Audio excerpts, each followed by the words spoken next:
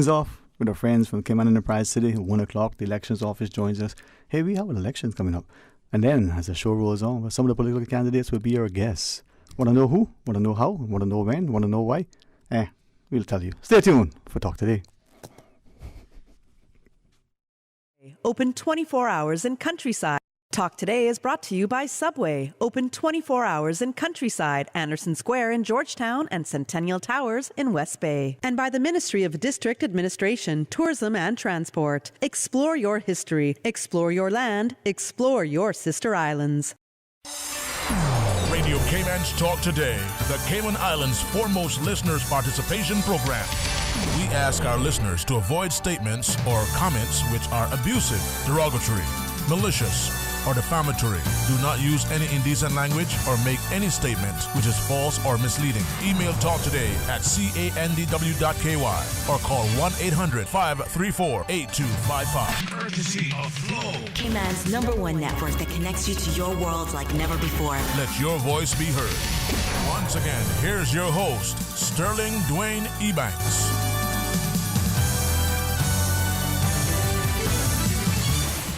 Hey, good afternoon, welcome back, and thanks for joining us. And honestly, I can't say how grateful I am for you. Love me each, weekday to join you as you share your lunch and you move about. So thank you so much for that. And I'm grateful equally for our guests who come into the studio and share with us all that transpires in their world. We have from Cayman Enterprise City, Ms. Caitlin Elphinstone. Good afternoon.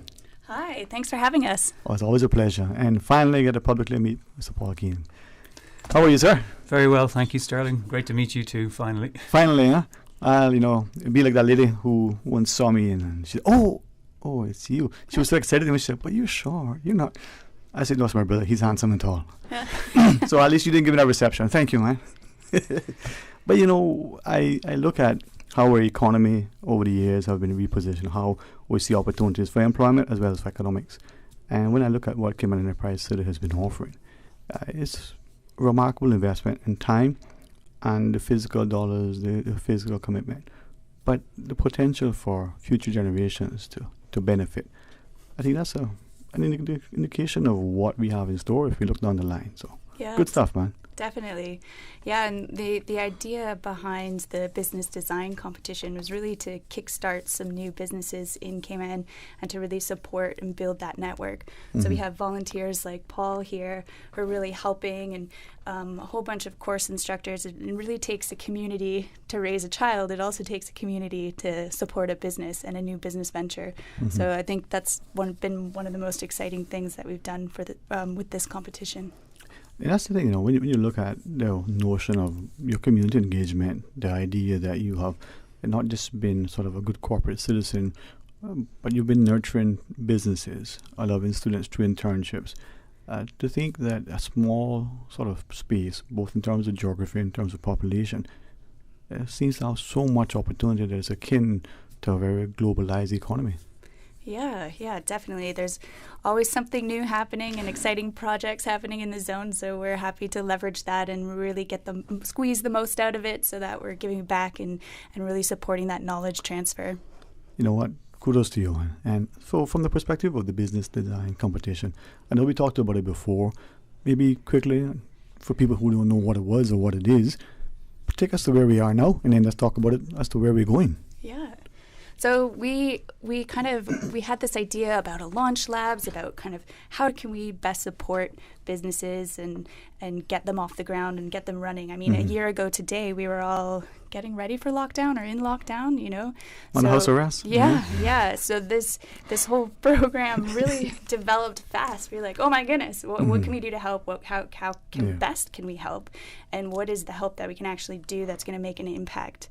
And Paul actually reached out to us and was like, hey, whatever you're doing, this sounds cool. How can I get involved? How can I help? And we kind of brainstormed and did a lot about design thinking. Maybe you want to have a chat about that.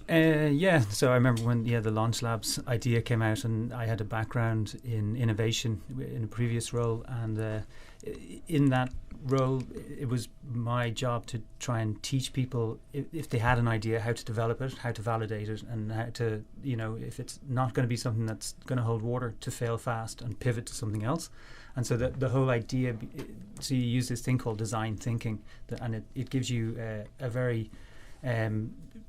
good framework to approach ideas with, and you can run it through this process, and you'll find out very quickly if it's going to be something that you can push ahead with. So this is what we were teaching the candidates, or the finalists, pardon me, on a couple of weeks ago, and it's amazing. But I think it goes bigger than just the competition. What we're really trying to do is we're trying to teach a group of people how to create more and more and more ideas, so it becomes like a self-perpetuating thing. And we've taught them these skills now, and the other skills. That there was some amazing stuff that they learned on the day. In fact, I'd love to have gone into some of the other instructors' sessions around financial planning and things like that. Like the finalists really walked away from that weekend with some really, really good knowledge. So yeah, the design thinking is like, well, Google have kind of they sort of own the space. They do this thing called a design sprint, and that was when Caitlin and I started talking about Launch Labs. That was this whole idea of the sprint idea came along, and then she very cleverly kind of took all the best bits, and we put it all back together in this really unique competition that's currently running. And yeah, and we also thought it through, made it practical for anyone to apply. So it doesn't matter. I mean, the only restrictions were you have to be a resident of the Cayman Islands and you have to be over 18. And that just allowed for anyone who's never done it before, or anybody who's done it tons of times, but they just, really want to leverage a networking platform.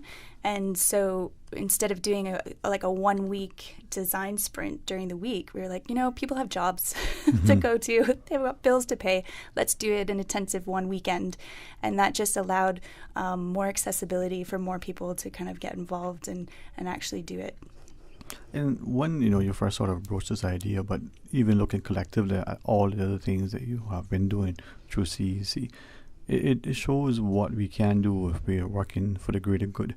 So for that budding entrepreneur to that entrenched business that is struggling, how do I, pause words, how do I pivot now given the change, the economy? But then to think of those of us who may have done graduate studies or who may be pursuing some other sort of certification, you pay a lot of money, you spend a lot of time, you're getting this here now that's going to benefit the wider community in all facets. Yeah. One of the participants kind of came up to me. She's like, this was awesome. It was like 4 years of university in one weekend. And I'm so excited and, enthusiastic to kind of, I guess it's just that getting that, like we're all in this together.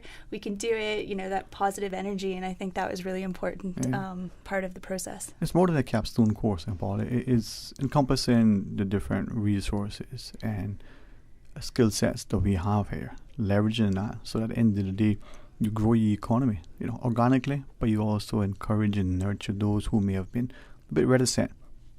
People are afraid to fail sometimes. Yeah, I think as well with design thinking, you kind of unlock a lot of common sense. It's because it's this framework, and it's very accessible. And then you go like, why didn't I think of that? And it's just so easy to go through it, and it gives you a way to it's repeatable. So you go back and do it again and again and again, but you get better. And then it's like, if you dream, people say if you keep a dream diary, you get more dreams. Same thing with ideas. If you have an idea and then you know how to work it through, you're going to get more ideas and feel more confident about, trying them out or doing them. It's not just about buying a domain name. There's more to it than that. And that's what we were teaching them. We can't wait to see what they're going to come out with on the 27th. Yeah, so excited. Well, when we come back from the break, maybe you can share us, with us some more. But this is what I think we get from this. If we work in a positive, nurturing environment, when I always say it's good follows good. This is the same thing. People coming together, they're getting constructive feedback, but they're getting it in a way that propels them to dream even bigger, longer, and better. And who is the beneficiary? Well, us. All right, we're going to pause and take a short break. When we come back, a couple more minutes with good friends from CEC, a couple minutes of open line, 1 o'clock the news, then we talk to the elections office, then we talk to the candidates, and then we have lunch. No, just kidding. Stay tuned for Talk Today. Things just got a bit hotter on the island. Come in today and order the new spicy Korean subs at Subway. They're sweet, spicy, and especially satisfying. Stop in and try the pulled pork with spicy Korean sauce, or the chicken with spicy Korean sauce. And you can message WhatsApp at 929-4658. Order online or use Let's Eat or the Bento app. The spicy Korean subs at Subway in 2 flavors, extra saucy and extra spicy. Subway, eat fresh. I am remodeling our bathroom. I have a few questions. Sure. What are some ideas to make my bathroom feel larger? How do I know if I'm picking the right vanity? How do I choose a new toilet or a new countertop? Also, the lighting is terrible. Can I put a window or a skylight? And do I really need an exhaust fan? You've come to the right place. At Brand Source, we custom design kitchen and baths, and our talented design team can help answer your questions. Whether you're looking for a modern, functional family bathroom or a luxurious personal retreat, we'll help create that beautiful space that makes your home yours. And if you're in a rush for a new look and have a limited budget, our ready-to-install bathroom vanities, built with solid wood and countertops of the finest materials, are a quick and easy remodeling solution. For the very best in custom-designed kitchens and baths, visit Brand Source Home Gallery on Dorsey Drive, Industrial Park, Cayman's Kitchen and Bath Center. Mr. Bernie Bush, political candidate for West Bay North, will be holding a public meeting this Saturday, March 20th, from 7 till 9 p.m. The meeting will be held in the parking lot of Inferno in West Bay. Once again, West Bay North voters, you are invited to a public meeting held by Mr. Bernie Bush on Saturday, March 20th, from 7 till 9 p.m. at Inferno. Guest speakers include Chris Saunders, Sammy Jackson, Johan Moxham, and Ard McLean. Talk today. But I do have some questions. Talk today. Cayman Islands' foremost listeners' participation program. Talk today. Because there are more questions than answers. What the public is saying. Waging to take your calls right now. Sterling Dwayne Ebanks.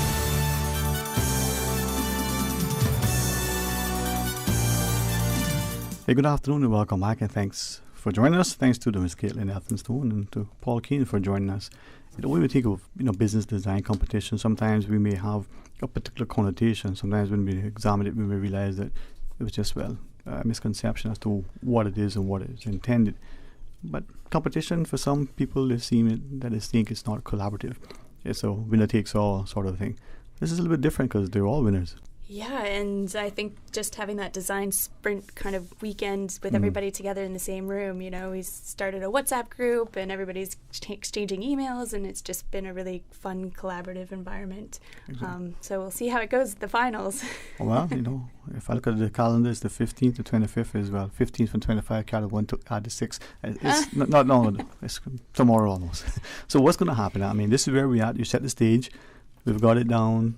What happens next? So now we're asking the community to come out and really support these entrepreneurs, cheer for them while they pitch their final ideas or their final projects to a panel of judges. Mm-hmm. And that event takes place on the 27th of March. It's a Saturday, starting at 10 a.m., and it's going to be at the Hartwell Studio Theater.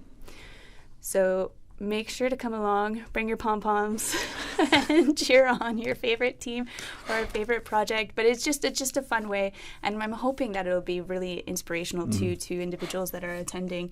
And maybe next year we'll have even more candidates kind of come through and participate in the program. Yeah. How many sort of initial applications did you receive? Yeah, we had over 20 applications. Mm-hmm. It was our first year, so we were hoping for 10, and we were happily surprised to get 20.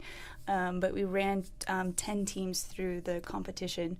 Just to give us like a good number of teams, so we weren't overwhelmed in the first year. I mean, it's been an interesting process to, we're also kind of like a mini startup with other startups, ironing out the kinks and making it even better and bigger for next year. Well, that's what it's about, right? Because as the individuals and the initiatives sort of gel, and as we recognize the talent that exists, within our shores, we can see it comparable to what may be elsewhere. But sometimes it's untapped potential that we're unwilling and thus far been unable to leverage. So where, from your perspective now, after the 27th, the finalists are there, we have these businesses starting to be a part of our economy. Yeah, it's going to be amazing. In my previous role in an innovation lab, we used to, try and get people through and get the ideas through. And I always remember my boss saying to me at the time, he said, it's great that you have all these ideas coming through, but you've really got to, make the idea become reality. And that's what I would love to see here, is that we get a business out of this and we get employment for people out of it. That's an incredible thing. And I think Caitlin referred to it earlier, the change in the economy in Cayman. the reliance on certain sectors. And if you can just create this entrepreneurial skills, it's good for everyone. Even we were at a talk the other night, and the gentleman there was saying how entrepreneurial Cayman Islanders are, because you don't have supplies come in, you've got to fix things yourself, you've got to be self-sufficient, and we're just teaching those skills in a business scope. So, and that is something that I think we probably have not truly appreciated. We see the resolve and the resilience, especially in times of disaster, or we probably have an appreciation for the entrepreneurial nature. It's almost inherent now. I'm not saying other citizens and other societies don't possess it, but it is partly, you make what you need. Necessity, to say, is the mother invention. But to see that commitment, that desire amongst the people to excel, but without a supporting cast, an entrepreneur may have an idea, but how is that idea become workable? How do you make it feasible? How do you make it something that translates into employment, but a greater impact to the economy?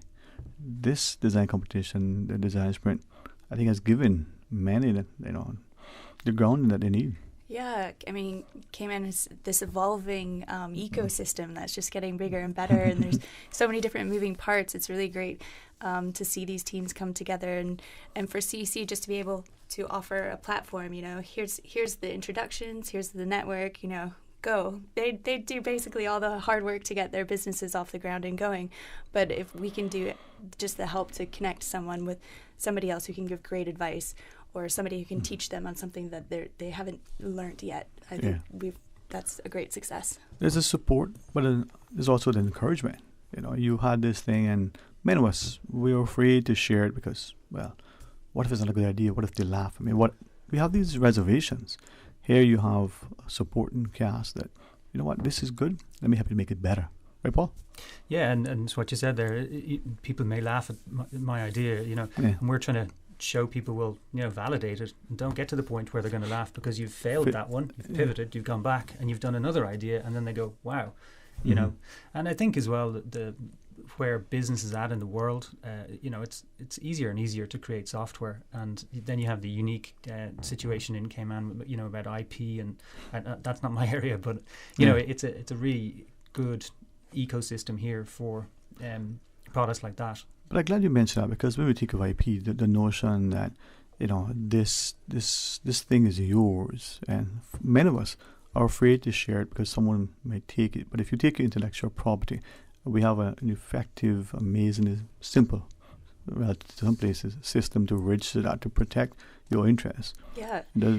And that was one of our speakers, actually, during that design weekend. We had Candice Westby come in from she's the head of intellectual property, and was able to speak to the participants and really clarify some of their questions. So that was really good.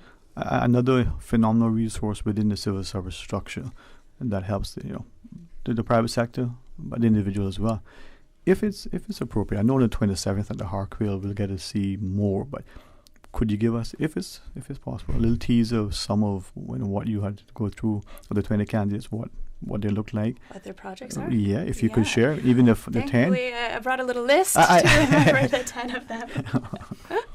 So we have a car wash hub, we have a visual content platform, we have a delivery system, we have an eco-conscious marine guide, a transportation platform, another travel app, and an app for pet owners, a legal services platform, a finance product, and an educational project. So it was really great to see the diversity of the projects, but also the diversity of the candidates that are coming through, all the way from a UCCI student to individuals who have done it before but might just need the extra access to a network. So, yeah, it's been fun. So the Harquail on 27, as a public, we can come. Yep. We can get a better sort of introduction. We may even become inspired for our next great idea. Have the confidence, know there's a supporting cast, and to understand that the system is there to nurture, help us to grow, and we may just be that next great thing, right? Yeah. I never can tell. I'm excited, man. See, this is what Cayman is, and I think many times we who have been here for so long fail to appreciate and value it with the greatest respect, like what we do with the environment when we go to the beach, to enjoy it. Well, we leave our trash there. Oh, it's just a bag. Oh, it's just, well, no, that's just a bag. Too many bags become a problem for everything. If we respect and appreciate the resource, the people, the environment, the physical, the built, and the natural, we have so much better. Yeah. Exactly. Awesome. I tell you. Imagine that on a Monday to be so excited. It's not because of the promise that lies ahead. It's because of the people from within. All right. So the closing thoughts, Ms. Caitlin, because I don't think we always appreciate the great things that are done and the importance of ensuring that the public sees it, that they can be inspired, but also they can encourage and help to support. Yeah, so even if you have the talents, like somebody like Paul who reached out to us and was like, hey, I can really help with prototyping. So even if you're not entering the competition yourself, it really, like as I said at the very beginning, it takes a whole community to launch a project. So if you can get involved in any way, be that financially supporting one of the teams to really launch their project at the end of this competition, that would be awesome. So there's lots of ways to get involved, and I really do encourage everyone to just reach out and get in touch, and we'll have a conversation. There you go. And Paul, to people like you who have, not just the talent, but you've gracious to make the time available to support, whether we're volunteering in a service club or a PTA, whether we're working for some NGO or charity, many hands do make light work when the heart is actually inclined to do great service. So people like you have to be commended. It's really great. It benefits us all. I'm really excited to be involved. It's a really, really great initiative, and really sharing your knowledge is a really powerful thing. So yeah, man, knowledge is power, and even more so when it's shared. Well, I really appreciate it. Always excited to have you guys on. Anytime we can be of value in any way for the country, as Paul shared. We're building greater capacity. We're developing potential within our people, but we're recognizing it in the first place. And that's a good first step. Have a great week, right? Thank you so much. You too. I will. We're going to pause and take a break for the next few minutes. We'll have some open line. If you call and shine and share your thoughts, or even better, 1 o'clock the news, and then we get a chance to talk to our good folks from the elections office. In between then, I may save us some chocolate. You never can tell. Stay tuned for Talk Today. Freedom, Cayman Brack. Freedom, Little Cayman. Soft breezes, blue waters, no traffic. Unwind and rejuvenate your mind, body, and soul. Sister Island Staycations, a taste of freedom. Discover all that our sister islands have to offer.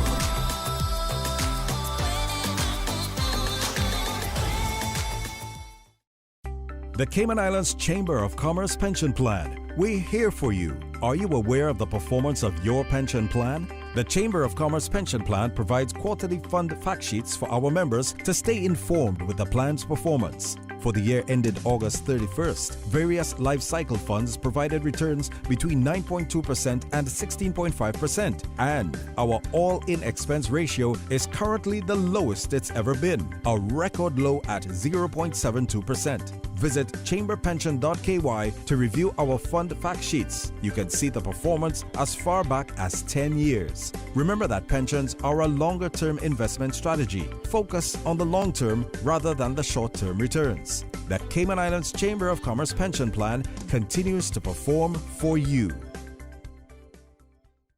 As a reminder to the general public, the Chamber of Commerce Candidates Forums continue tonight at 7:15 p.m. and feature candidates from Red Bay, including James Samuel Jackson and Alden McLaughlin. You can watch the debates on Radio Cayman's Facebook page, CIGTV's cable channels, or on the Chamber's YouTube channel. Talk today. But I do have some questions. Talk today. Cayman Islands' foremost listeners' participation program. Talk today. Because there are more questions than answers. What the public is saying. Waiting to take your calls right now. Sterling Dwayne Ebanks.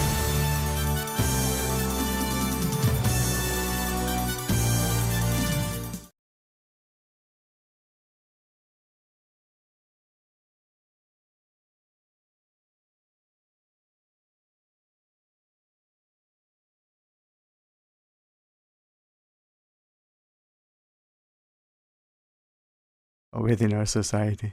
Welcome to the fold, DJ Lynn. Thank you so much for your time, man. Hey, good afternoon to you. You sure? Come on, man. Join me on the stage, DJ. How are you today? How are you, my friend? Doing well. Went a little blank just now, but I'm grateful. It's okay, my friend. It's okay. Sometimes, the mind allows its thoughts to wander where the heart wants to be. Other times, the feet take you where you're most reluctant. But what's important, right, is being good and being better when you can. Absolutely. There you go, man. So, how was your weekend? Grateful, man. It's all about, spending time with the kids, took them to the beach, spending good quality time with them. That's the thing. I appreciate you say that. Not just time, but quality time. Probably something that we don't value as much. And I think from a perspective, it's something that I've always cherished. The company of good friends, they engage in conversation that we can have so you can learn more about yourself, but appreciate, what you have. Yep. Also took the steps, just to speak to the kids a little bit too about the, the upcoming candidates that are competing for, trying to, be a part of the government, So try to instill some information. They mightn't get it all now, but, perhaps later on they'll be able to, develop their own thinking and thoughts. Exactly. And if I may ask, not necessarily from your personal perspective, right? Only if you wish you can share from that, but that's not. Generally speaking, I wonder to what extent we as parents, as adults, we expect our educators to do it. Maybe they do, maybe some do it more than others. But I wonder to what extent as adults we engage our children or our youth in these kinds of discussions and appreciate that they actually have a perspective, an opinion, willing to share. Yeah, to me it's important. Like I said, at least you try to speak with them in a manner that you'd like them to be able to develop their own thoughts and thinking, and let them understand why you think and the way that you act and react to certain things, because basically you want to try to guide them in the right direction as young adults, So even though they might grasp exactly what you're thinking, you can put out information out there and allow them to ask questions in return. And what I've found, right, over the years, simply that they not only have an opinion or that they're willing to express it if you allow them, if you provide that safe, nurturing environment so that they can engage. But often what they think and what they say is not only one and the same, but it's so deep, right? They have such a profound insight and a passion and a desire that I think it surprises many adults that, out of this seemingly young, inexperienced person is such wisdom. Yep. I mean, think about it. Every generation should be more intelligent than the last because you're passing on information as you go along. So, what our parents taught us, we should know that, plus our own experiences we put forward to our kids, and of course they'll develop their own experiences and so forth. I wonder what our listeners think about that, though, because oftentimes it's unfortunate that it's something that may have occurred. It is certainly unfortunate that it's something that is repeated, both verbally and probably in practice. Or as a child, you're to be seen and not heard. Those of us who didn't have that environment, who actually had an environment that said, hey, well, speak up. You got something to say. And you were allowed to, you were encouraged to, you were nurtured. Much better off, huh? Yeah, back then I think, our parents didn't take the time to, allow the children to communicate how they felt. And it's very important as an adult, as a parent, to listen to your kids and, like I said, try to formulate them and try to educate them in the right direction that you hope to see them going. So the whole, children should be seen and not heard, I think that has kind of gone and shifted now because, like we said, kids these days are smarter. They're asking more questions. They're more informed. And it's our job to make sure we educate them in the right way. Yeah. Here's a concern, though, that many of us, and we'll only speak to the Cayman context in that, we have to increasingly look at things from perhaps a perspective that may be shaped and informed by our experiences. But have we gone, and only in the Cayman context, have we gone from a space where, while the young person, the child, is to be seen and not heard, to a space where we forget that we are the adults, we must guide and nurture, give that child a voice, but also be willing to impart whatever knowledge and counsel to be a supporting cast, but also sometimes be the driving force. Yep. And you have to realize too, or recognize that, all children learn differently. My daughter, she's extremely smart. And the way that she learns is basically through communication, whether whether it's speaking or whether her seeing something, Mm-hmm. is different from if she had to read it on a piece of paper. Mm-hmm. So, if teachers say, okay, well, read this book and learn about this history, she could probably learn it a lot easier if she, was Mm-hmm. told or she saw something visually. Yeah. Our educators would talk about multiple intelligences. They talk about differentiated learning. It's simply what you're saying, recognizing that for some, we learn by hearing, Right. some by reading or seeing, some by interactive, trying that thing. How do I deconstruct this, pull it apart? The manipulatives that we would use in our classrooms in order to impart some particular concept. But for the longest time, we may have thought one size fits all. And so the child isn't able to get as much of the lesson. But I have a question that is quite, perhaps apropos when we look at where we are now. And again, for those listening, if they want to maybe weigh in, I'm grateful for, the council and the company DJ Lynn. But here is something that has sort of caused me to think even more on in recent times. And that's simply this. On one hand, we ask our children, we almost require and demand of our teachers that you must somehow get your children, your students, to be critical thinkers and critical learners. But when, as an adult, or even further on, they question certain things. They question what may be the official, part of the line, the official sort of communique from governments. Or now all of a sudden they're going from being a critical thinker and an assessor to a conspiracy theorist. I somehow find that we have managed to confuse the two. Yeah. Like I said, every child, every student is different. Mm-hmm. Even my son, he came to me with a sad face on Friday. His math wasn't up to where part it, is typically at. Mm-hmm. He dropped behind a little bit. But there's other classes where he's excelling at. Mm-hmm. So I'm like, okay, son, listen, you go from being good to being better to being best. Right now you're at good, Mm-hmm. or maybe not quite as good, but you have ways in which, or steps of which you can, advance. What do we do to get to that point? Mm-hmm. So I just put it to him in such a way like, okay, I'm not criticizing them. I like, okay, how do we get you to a better place? Mm-hmm. How do we get you to that spot? Because in other classes he's excelling. So I'm like, okay, Jason, you're doing excellent in science and English. Okay, what is it that is going to take to get you on that same level of math? And it requires patience.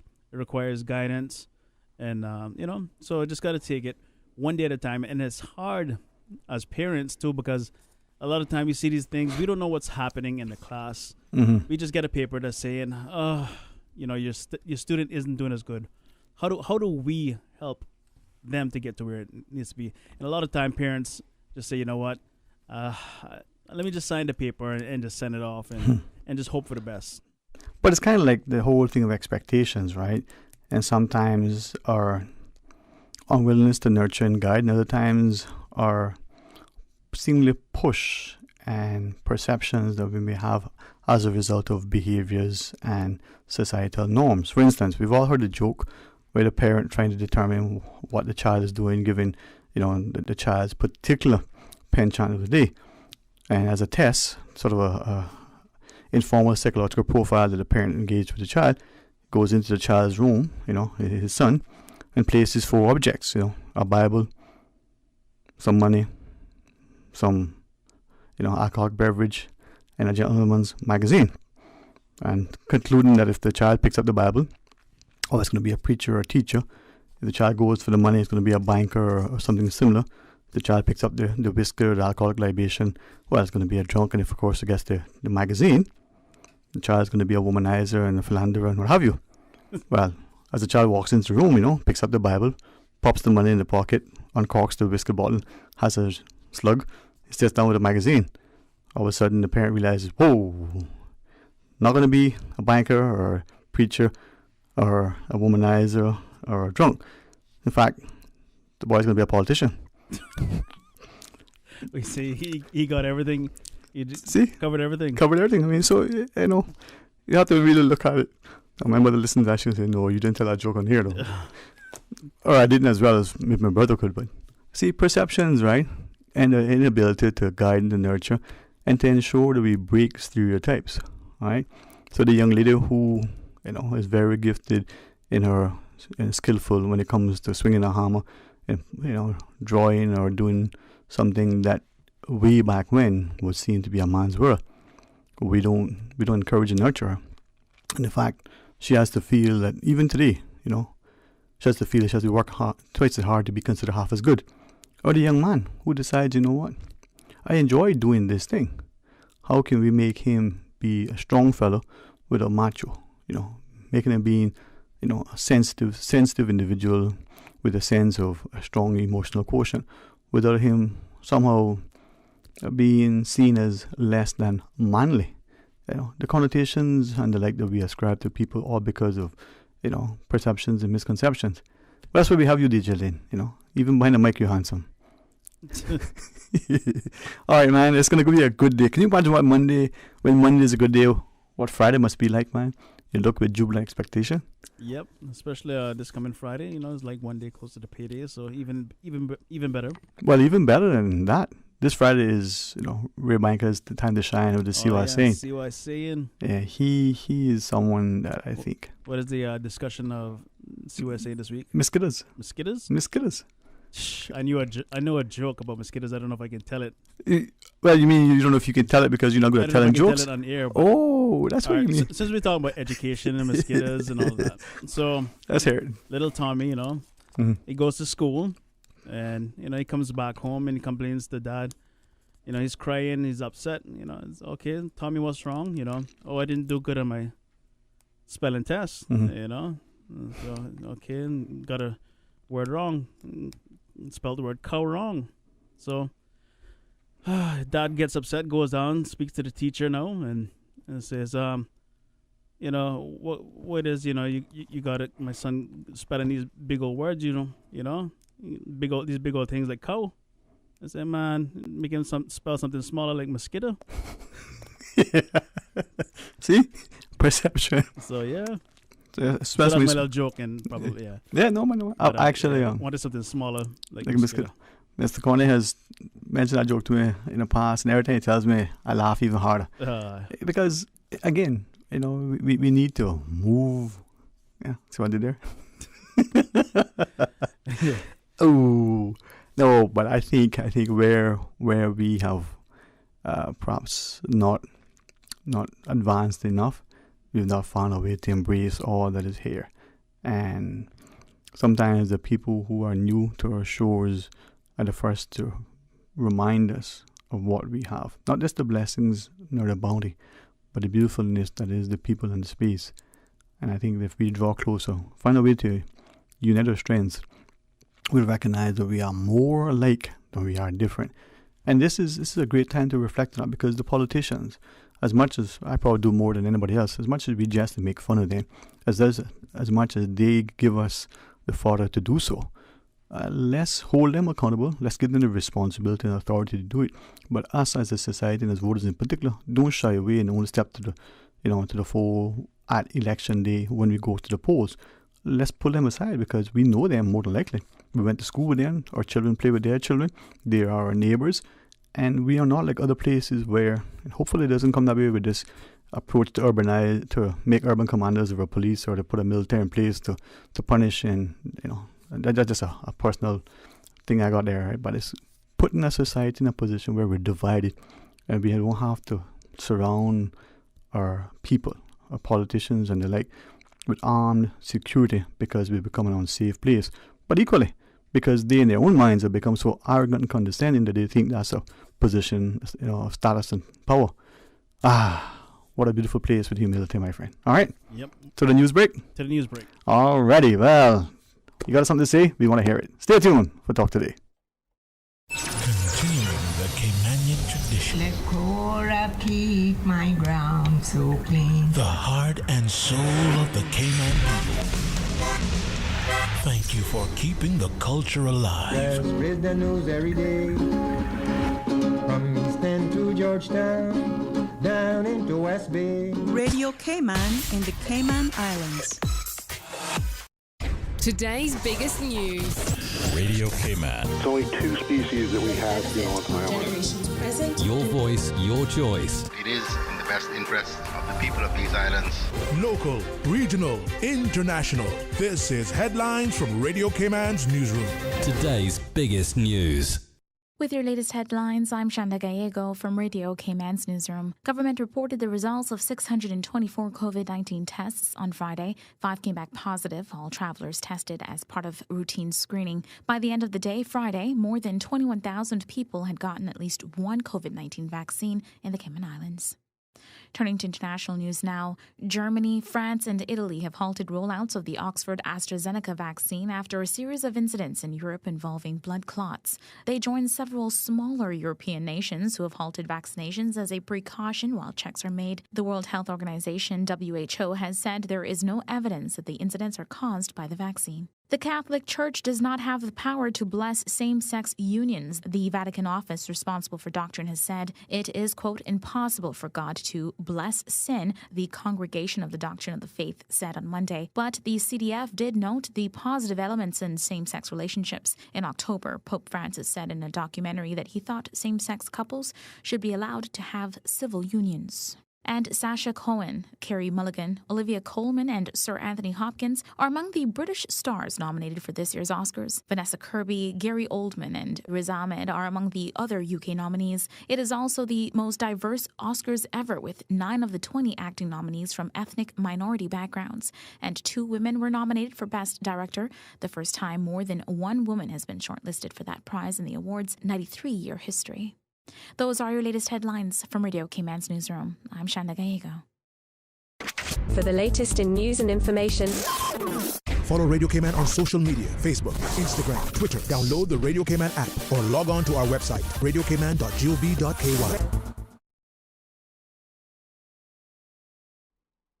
Mr. Bernie Bush, political candidate for West Bay North, will be holding a public meeting this Saturday, March 20th from 7 till 9 p.m. The meeting will be held in the parking lot of Inferno in West Bay.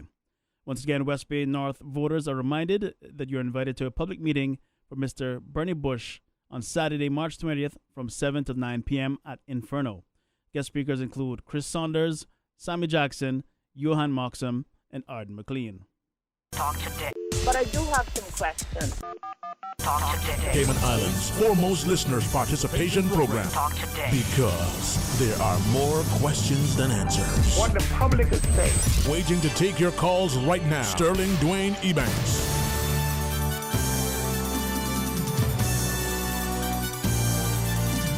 Hey, good afternoon and welcome back. And thanks so much for joining us. And I'm grateful that we have in our society such a healthy respect for our people, for their time, their talent, and their treasure. And they're so willing to share their resources, as we have always been gracious, and grateful to the elections office and the team for their, if I may say, not just the stalwart, but a stellar job that they've done in our elections to date. Mr. Wesley Howell, together with Sheena Glasgow, both of you on behalf of your entire team, could we just extend a public thank you? Oh, thank you very much. Oh man, it's amazing, man. And if I may, could I crave your indulgence and embarrass Mr. Howell for just a moment, please? It's his birthday today. So his team at the elections office is taking every opportunity that we get to publicly embarrass him. Let's do it. Because he is such a fantastic team leader. But all jokes aside, we really want to wish him a happy birthday. And many happy returns. He is working today. The elections machinery does not allow him to have the day off.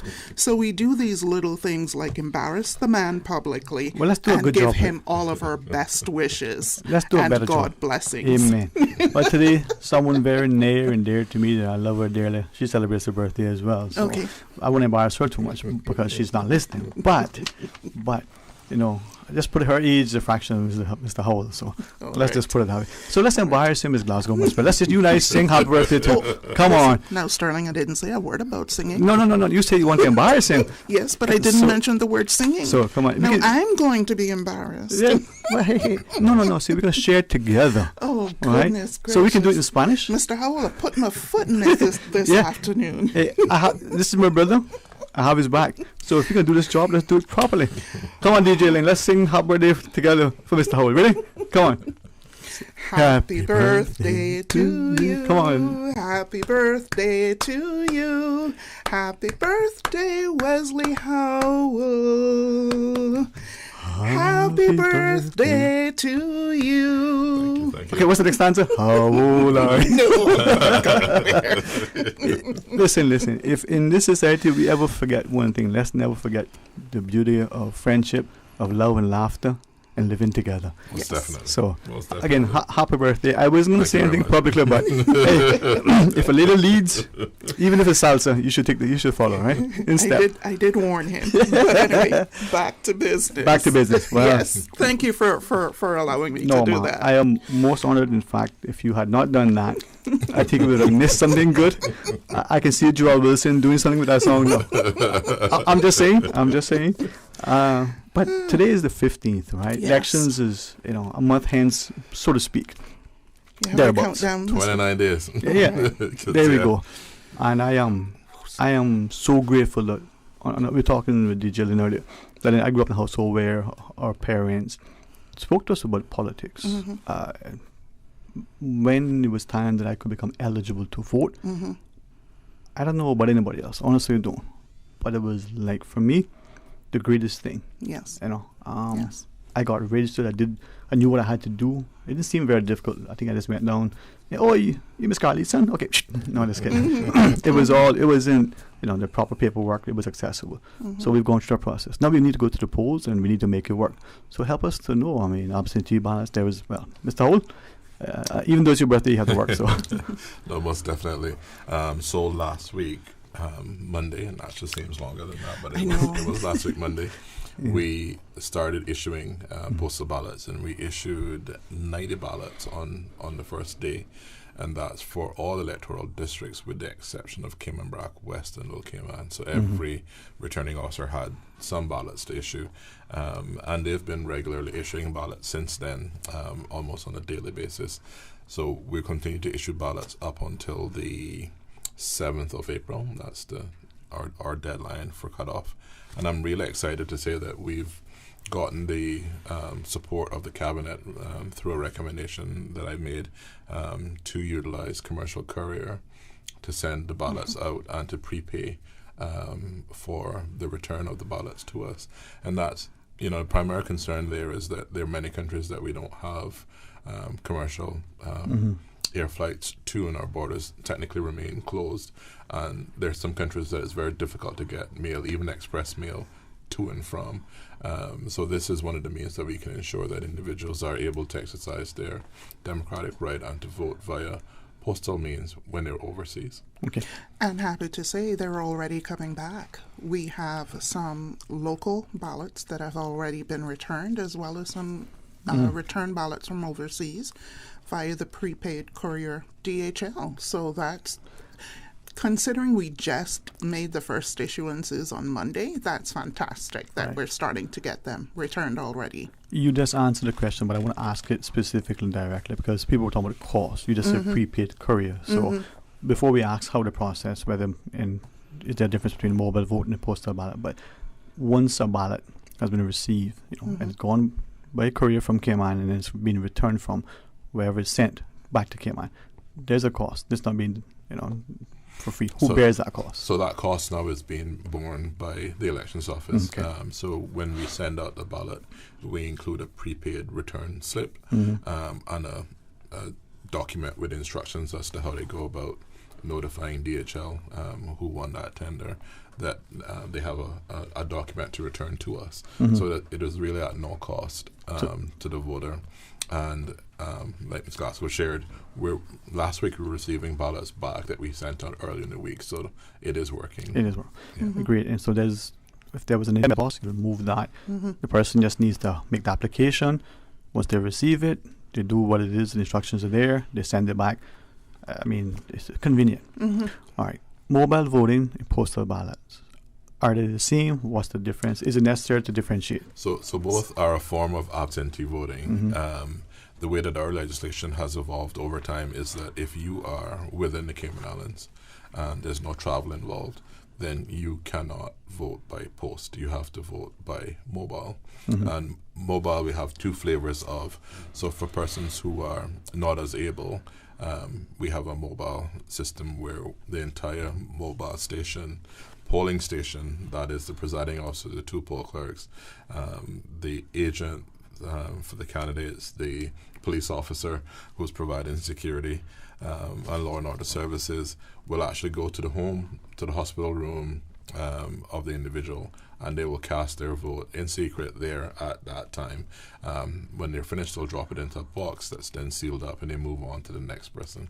We also have what we call stationary mobile, which is probably best thought of as advanced voting, and that's for individuals sort of like our staff members who are working on election day, others who are likely to be working, and those persons then can go to a fixed location between the hours of 9 and 1 p.m.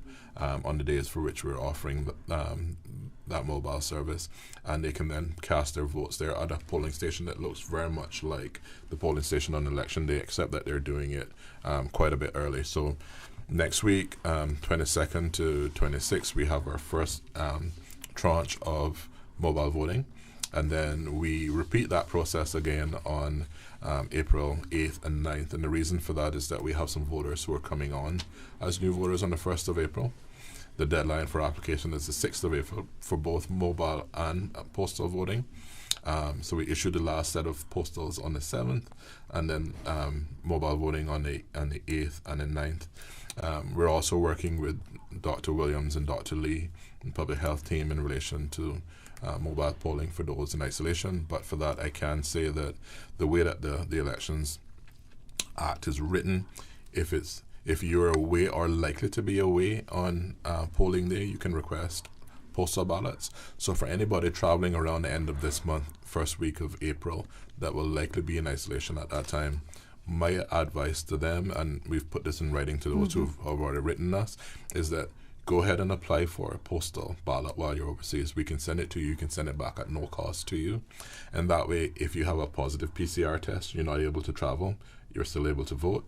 If your flight is cancelled or something else happens that precludes you from traveling when you expect to travel, then you're still able to vote. So because the law has the flexibility for a likeliness of you not being here, and because our borders are closed, and we only have, in some cases, one flight a week or one flight every 2 weeks, if something happens, you're going to miss your window. So we prefer to deal with them in our very efficient postal ballot system, and they can vote in the comfort of wherever they are overseas and send that back to us, and that will be securely stored until the postal ballots envelopes are opened and counted on the evening of the polls closing. That's on April 14th. Couple of questions. There, sorry. No, but very, very informative. Speaking to Mr. Wesley Howell, Ms. Sheena Glasgow, with respect to that, what is the likelihood, given all of the sort of potentialities that you covered, that somebody will be in, and I say this with the greatest respect, but I hate the word quarantine, but they're going to be isolated, and for whatever reason, they didn't or don't have the opportunity for to vote, by postal, mobile, otherwise. So they're in that space and they're locked down in that space. Chances of that sort of thing would occur, and that person will not be able to cast a ballot for the selection. We're hopeful that anybody who requests mobile voting by April 6th will be able to vote on April 10th and 11th via our mobile voting process. If they miss the deadline, it would be like any other voter. That deadline is there set essentially in the Act to allow that. But by allowing the folks to apply for postal while they're traveling, so we're at March 15th now, so 29 days shy of. So anybody in the sound of my voice, or anybody who has family who is away that are planning to travel back around the end of the month, please steer them towards the postal voting. That's our preferred way for them to vote if they're overseas. Even people leaving now, going overseas, that may be planning to come back around that time, we can still treat them as postal voters. And some of those folks have actually voted, that are leaving Ireland, have voted before they left. Okay. So we issue the ballots, they come in our office, they vote right there in our lobby, seal up their envelopes, we secure that, and they're off on their flight the same evening or next day, and they've already voted. We have a mobile. We literally have a mobile station set up with 3 privacy screens where they stand at the open end of it, and they can mark their X in secret and then seal up the paperwork and return the ballot to us. Just like they would a normal. They still get their level of secrecy when they're marking their X. That is not at all compromised just because they're doing it in the lobby of the elections office. Okay. In a discussion, as we go into the next break, maybe we could ask this now. In our discussions with different people, some of whom come from audit background, some from compliance and the like, and they're just asking, is there a way for people to ensure that whether it's mobile or postal, they've received it, they've marked it, it's been returned, to ensure that A, it's properly returned and it's going to be counted, and so person A has postal ballot number 1, for argument's sake. Can we go back and say, yep, postal ballot number 1's been returned and it's marked? Is there a way, without disclosing who voted and how they voted, but to know that we've received it? Is there a guarantee? So because we're using a trackable courier service, individuals can tell where their ballot is in its way to them and where their ballot is on the way to us. So we can show, just like we could with registered mail or express mail service, that a ballot was delivered to a certain address, who signed for it, and then that it has been returned back to us. Other than that, no, there is no way of linking that individual to a ballot at the time of counting. You know, that it's still a secret vote at that point in time. But because we are using trackable courier service, when persons give us their email addresses and telephone numbers and sign, they can then get their text messages to say that or email saying what the progress of that ballot has been. And I guess to lay every fair, there is every confidence that that ballot will be received, will be counted. It would be processed for counting. No, there is a process with postal ballots where the individual with the ballot has to sign a declaration of identity to say that it is them who's dealing with that. There are numbers on that have to match the ballot paper, and if those numbers don't match, then potentially they could nullify their vote at that point in time. But save for that, no, the ballots are treated very much like they would. And even though we're issuing on the 7th of April, because we are using courier, I mean, we had persons be issued on Monday. DHL picked them up at 4:30 Monday afternoon. We did a bit of a photo op with that. And we had individuals in Scotland on Wednesday morning, you know, sending us a note saying that they've received their ballot and they were about to mark it and send it back to us. So 2 days to get to Scotland and in somebody's hand. So there really is very little risk in relation to, you know, delivery. Once the addresses are accurate that they give us, we send to, that process is there. And like I said, that is definitely a recommended way for anybody who is overseas to vote. What we don't want them to do is to wait until they come on island and run the risk of them missing a flight, testing positive, being not able to fly. And even then, when we do, as we're planning to do, the mobile polling of persons in isolation, it's going to be with heavy PPE. It's going to be a slow and tedious process. We have to disinfect. We have to travel in different groups. It's not as easy as marking your X on a regular mobile exercise. We have to take all the necessary precautions, dual masks, face shields, full PPE, including boot covers and all that kind of stuff. So for folks who are wanting to go through that, please do the postal. If you're able to. All right. So when we come back from this break, could we ask in the process how to apply, how to fill it out, where it's available, and that like? Absolutely. All right, guys. All right, please join us after the break as we get you more informed and engaged in our election process. Radio Cayman is pleased to feature this special Sister Islands historical vignette, brought to you by the Ministry of District Administration, Tourism and Transport. Explore your history, explore your land, explore your Sister Islands. Trevor Ewan Foster, 1937-1995. Trevor Foster, a son of Mr. Cappy and Miss Agatha Foster of Cayman Brac, served the Sister Islands as a member of the Legislative Assembly for 2 terms, from 1968 till 1976. He was the first elected member for Cayman Brac and Little Cayman to be elected to Executive Council. During his time as an MLA, he represented the Cayman Islands at several Commonwealth conferences. Trevor was also a retailer who carried on his father's general store and bakery at the Creek, a real estate developer who contributed much to the growth and development of the sister islands. He and his wife, Mary Lou, had 2 daughters. Radio Cayman is pleased to feature this special Sister Islands historical vignette brought to you by the Ministry of District Administration, Tourism and Transport. Explore your history, explore your land, explore your sister islands. Wouldn't it have been grand if you had purchased land 30 years ago? It may not be 2020, but a perfect vision has never been more clear. Cayman Brac and Little Cayman, poised for growth with an eye on the future. Your land, your history, your future.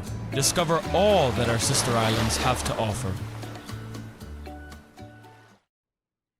Mr. Bernie Bush, political candidate for West Bay North, will be holding a public meeting this Saturday, March 20th from 7 till 9 p.m. The meeting will be held in the parking lot of Inferno in West Bay. Once again, West Bay North voters, you are invited to a public meeting held by Mr. Bernie Bush on Saturday, March 20th from 7 till 9 p.m. at Inferno. Guest speakers include Chris Saunders, Sammy Jackson, Johan Moxham, and Ard McLean. Talk today. But I do have some questions. Talk today. Cayman Islands' foremost listeners participation program. Talk today. Because there are more questions than answers. What the public is saying. Waging to take your calls right now. Sterling Dwayne Ebanks.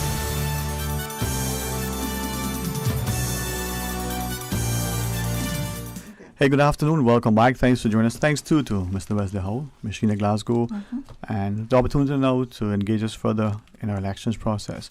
So it's April 14th. It's a Wednesday. Polls open at 7 a.m. 7 a.m. Close at 6 p.m. Yeah. Okay, even on the back 7 a.m. What are they going to say, Mr. Dolan? Little Cayman is different though. So yeah. Little Cayman, we're sending over a mobile polling team on the 8th of April. So they'll do polling there. Other than that, they'll have to come by plane or boat to Cayman Brac and vote in the polling station on Cayman Brac. But we're hoping that they'll take advantage of the mobile polling and vote in ease and pleasure in Little Cayman in their flip-flops and shorts. I should go over there just for that day. All right. So tell us about it as we go through now, because there's a process. But Mr. Howell, there are questions to be answered. Many have been asked. You guys have been gracious with the responses. Help us. So we've been asked what the deadline is. So the deadline for both mobile and postal is the 1st of April. We've also been asked by Summit 6th of April. Sorry, 6th of April. And the last issuance is on the 7th. But please, please, please, please, please do not wait until the 6th if you know you need to apply. Yeah. Get it in now. Absolutely. We've also had some questions from individuals who are new voters coming on the 1st of April list, or persons who are switching between one electoral district and another, which will be effective on the 1st of April as well.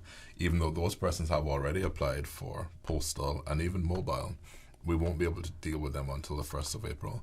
So all of those forms that we have for the 1st of persons that their changes become effective on the 1st of April, we'll have another big issuing on that 1st of April date, because it's the Thursday before Good Friday, and those will go out then. Just leave us to mop up for the persons that come late, and I hope that we don't have too many working on you. We can wait until the last minute to do it, because we have plenty of time at this point. As we would say, now is not the time to be palavering about it. What is it? Mightn't have heard that in a while, but I'm old enough to remember it. No sauntering around, eh? No sauntering around. What do you mean? So don't do that. Let's get it on, right? Yes.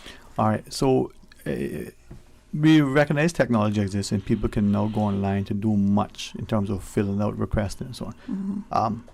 What are the ways by which people can request it, including in person, whether by mail, whether by email, whether by filling it off online? How is that done?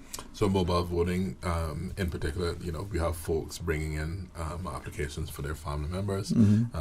Persons within the district who know of individuals who require that service are there. I will caution, though, that it is an offense, and it's an election offense for any candidate or their agent to assist with. That means filling out or to witness an application form for either mobile or postal voting. So I know a lot of them are knocking on doors and doing their canvassing now, but just they need to refrain from anything to do with the absentee voting. So that's no assistance with the postal or mobile voting forms. Those forms for persons overseas, they fill it out, they scan it back, or they take a picture, send it to us with their ID. We then go through and process. Usually that means the registering officer calling up to ensure that the addresses are fine and whatnot. DHL's data entry that we use does some address validation. So if you got the wrong zip code or wrong name of the street, it will not resolve, and our folks will be back on the phone trying to figure out what the issue is there. Once that's done, we then alert the returning officers. They give notice to the agents who are there for every issue, and they meet, they issue the ballots, seal it up. DHL picks it up and it's off. For the local ones, we have a local courier who will deliver those, and some persons will pick it up on their way to the airport and fill it out in our office and return it there as well. So very easy process, very straightforward, and it's running like clockwork. All right. So when you can do it in person, print it off, fill it out, bring it in, as you mentioned, a caution to candidates and/or their agents. Selection offense, so don't get involved in that process. Exactly. What about the person either who's going to be working on election day, sitting in her office now, let me go online and do this thing, or as I was referencing during the break, students who are over there now, how is it for them when they're not physical here? Can they go online and fill it out? Absolutely. Is it a fillable PDF? It's not fillable in terms of typing it on, but they can print it, write it up, take a picture of it, send it back in that way. The form does need to be witnessed, but any individual other than candidate or agent can witness that form. So if it's a student overseas, their roommate or friend could witness that for them. And then once we get that, it's processed relatively quickly in the next day or two. We'll have the ballots issued and it's out. Well, what about the supporting documentation? So the form is completed. Is there any support documentation that's required? If so, what is that? For persons that are leaving Ireland, we then ask for their flight itinerary, so proof of purchase for their ticket. For individuals overseas, we want to have their identification to ensure that they are who they say they are, that we'd be sending the ballot to them at an address that they provide overseas. So that could be a driver's license, passport.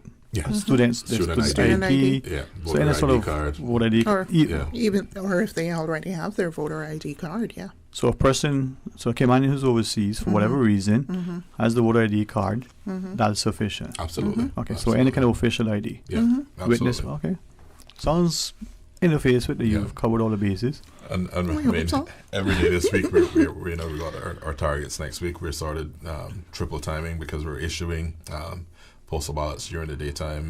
We also have hearings on the claims and objections to the revised list. That's a list that will be effective come 1st of April. And we're conducting training in the evenings as well. So our last week of training sessions. So there is no sleep till April 20th. April 15th. No, and then April 20th. Not for a couple of days after that. And next week we have to add in mobile polling because we'll be out on the roads as well. Yeah. For Grand Cayman at least. For Grand Cayman doing mobile polling. We will be in the BRAC on Friday. This Friday coming up, we'll be issuing IDs from... I want to say, was it 9 till 1? 9 till 1 at the Siemens and Veterans Center on Ashton Reed Drive. Yes. Up on the Bluff Road. So we look forward to doing that. For any voter in the BRAC who is going to become a new voter on the 1st of April, what we'll do with them is take their picture and grab their signature. Once the list becomes effective, we'll issue their ID and then send it back so they can pick it up from our colleagues on BRAC, Ms. Ellen Lazary, our registering officer on Cayman BRAC. So we have a process to ensure that we can get the most bang for our buck and ensuring that's happening there. As you speak of voter IDs, there are many who may have the perception that if they do not have a voter's ID card, that they cannot vote. Do you need a voter's ID card on voting day? You're going to attend in person, or any other time for that matter. in order to vote. You're on the list, you're eligible, but for whatever reason you didn't receive a card. So the voter ID card really is a means of saying that you are who you say you are. Any other form of official ID can do that. So it might be a passport, a driver's license, a government issued ID if you're a government employee. We will take those as well on polling day. So if you don't have your voter ID, but you have some other form of formal ID, that's fine. We can do that as well. So it's preferred but not required. Okay. So even not to be deliberate, but just specifically. So on polling day, when we're going to go to the polls to mark our ballots, take an official ID with us. Yes.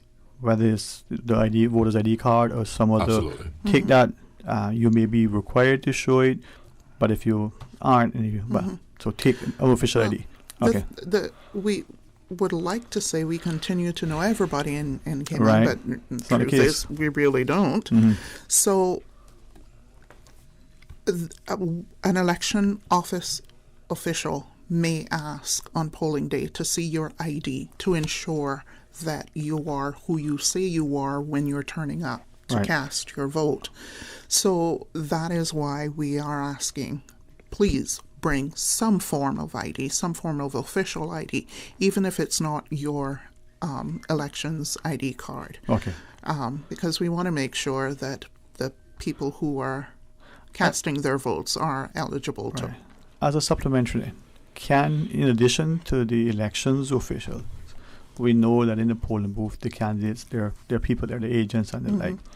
Can anyone other than the official elections people require, we want to confirm that this voter is who he or she says? Yeah, so the candidates or the agents that are present in the poll booth, not in the poll booth, but the polling station. Poll station, yes. The poll booth is sacred ground, only the voter goes there, them and them alone. They can object to anything in relation to voting if they have a concern as somebody isn't who they say they are, for example. The presiding officer, it's still their final call, but that objection could result in someone being asked to prove who they are. And that information is then logged in the poll book, which is sort of a running record of what's going on there. But the agents in the polling station really are there just to observe that the process is being carried out in a transparent and in accordance with the law in relation to that process. We may ask one more question, of course. You can volunteer as much information you want and anything else. But in the past, we are understanding that there was a practice whereby people who may have needed some level of assistance, maybe they were just nervous, maybe they were just elderly, whatever the case is, they go into the polling station, they wanted to mark a ballot, they could ask for some sort of assistance. Is that practice something that is still possible? I was looking at you. She wanted to take that one. Yes, and we are training. I didn't want to take it because I think there's some good news that you could share here. All right. Yes. So we are doing our best to ensure that persons who are differently able are still able to vote, like the unassisted. So one of the things that we're doing is that we are blowing up the I call it the picture portion of the ballot paper. So it's the name, the number of the candidate, as well as their picture and party logo, or an indication that they're independent. And we're making that 11 by 17, so that an individual who has visual impairment but can still see will be able to point out who they would like to select from the ballot. That's in the event that they need some assistance doing that. So the ballot itself won't be that size, but a representation of the candidates on the ballot will be that big that individuals can do that. We are also in discussions with a group in the UK who provide tactical voting devices to the UK government. The tactile part that it has Braille on it. The Braille relates to the number of the candidate, and then it leaves a space for them to mark an X in it. So we've actually designed our ballot paper to have the spacing between the candidates the exact same as the UK. So we're in the process, and I hope we get them in time, of procuring those tactile voting devices, so persons who are visually impaired but can read by Braille can then vote unassisted, so they can go in the booth and then mark their ballots unassisted, and then return that to the box for counting later on. Okay. So a couple of things in the way there, but for those persons who require assistance, that assistance is provided by our presiding officer. That is done at the table. So we would essentially clear the room of all of the voters. The agents may remain. The presiding officer would then take the voter through, and the voter has to instruct the presiding officer in which way they want the ballot paper marked. At that time, the voter may choose to have a friend present. Now, the friend has to take an oath of secrecy to not reveal the way that the voter voted. The voter themselves have to take a verbal oath that they require assistance. And once that's done, that marking is done there at the table, and the ballot's dropped in the ballot box.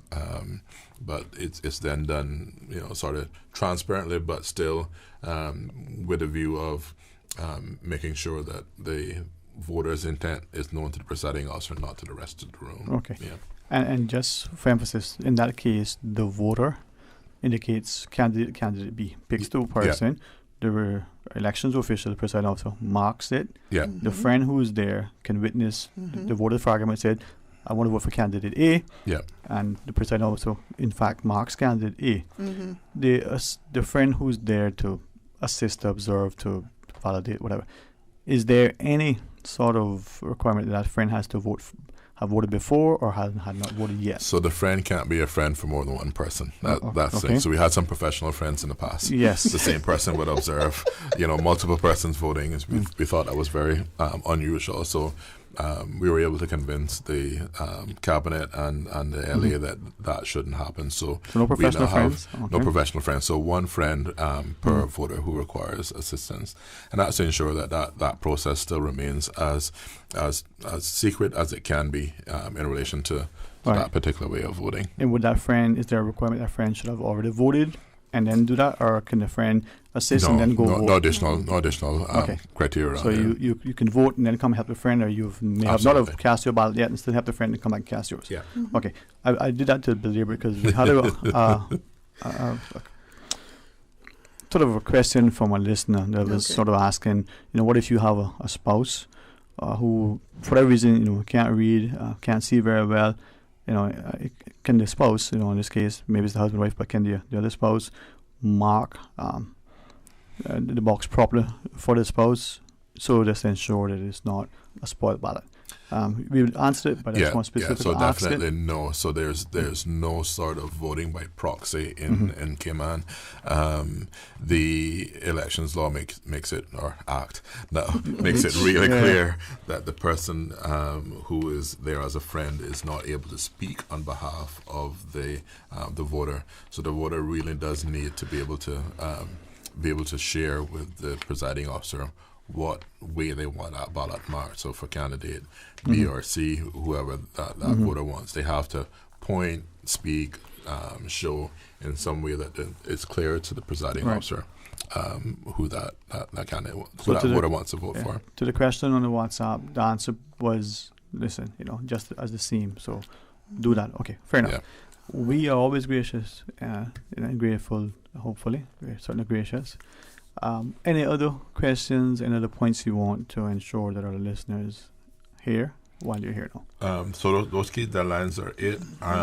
We have a meeting coming up on Saturday for candidates and agents. We'll be pushing that information up via our registering officers. Returning officers. There's too many officers. I say election officials. Make it easy for me. A lot of terminology and a lot of dates. And that's to take them through the activities for mobile polling, for polling on election day, for counting, so that we're all on the same page and they know what to expect. We're also working with GIS to try and get up on a YouTube channel essentially what the proceedings at the poll look like, including those that need assistance, so that we can let people know what to expect for those who haven't voted before, and for those who are being agents for the first time, they actually get an understanding of what the role is and how that process goes. And some folks are very visual, so they may read it, but when they see it, it's quite different. And we're using that this year for our own staff in training.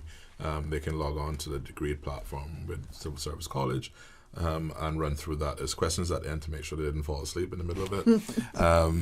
But it's been extremely helpful for those who've gone through it, especially the first timers, to get up to speed. All right. Well, thank you both very much. Thank you. And again, publicly thanks to you and the entire team, and to our population for their civility, but also the engagement relative to polling day. Absolutely. Yes. All right. Well, we're here if we can assist. I'm looking forward to marking my ballot.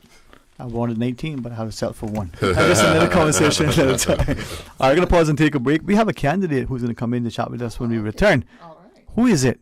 Who is it? Well, we'll tell you when we come back. Stay tuned for Talk Today. At Subway, we know a meal isn't quite complete without a side, and that's why we're introducing waffle fries.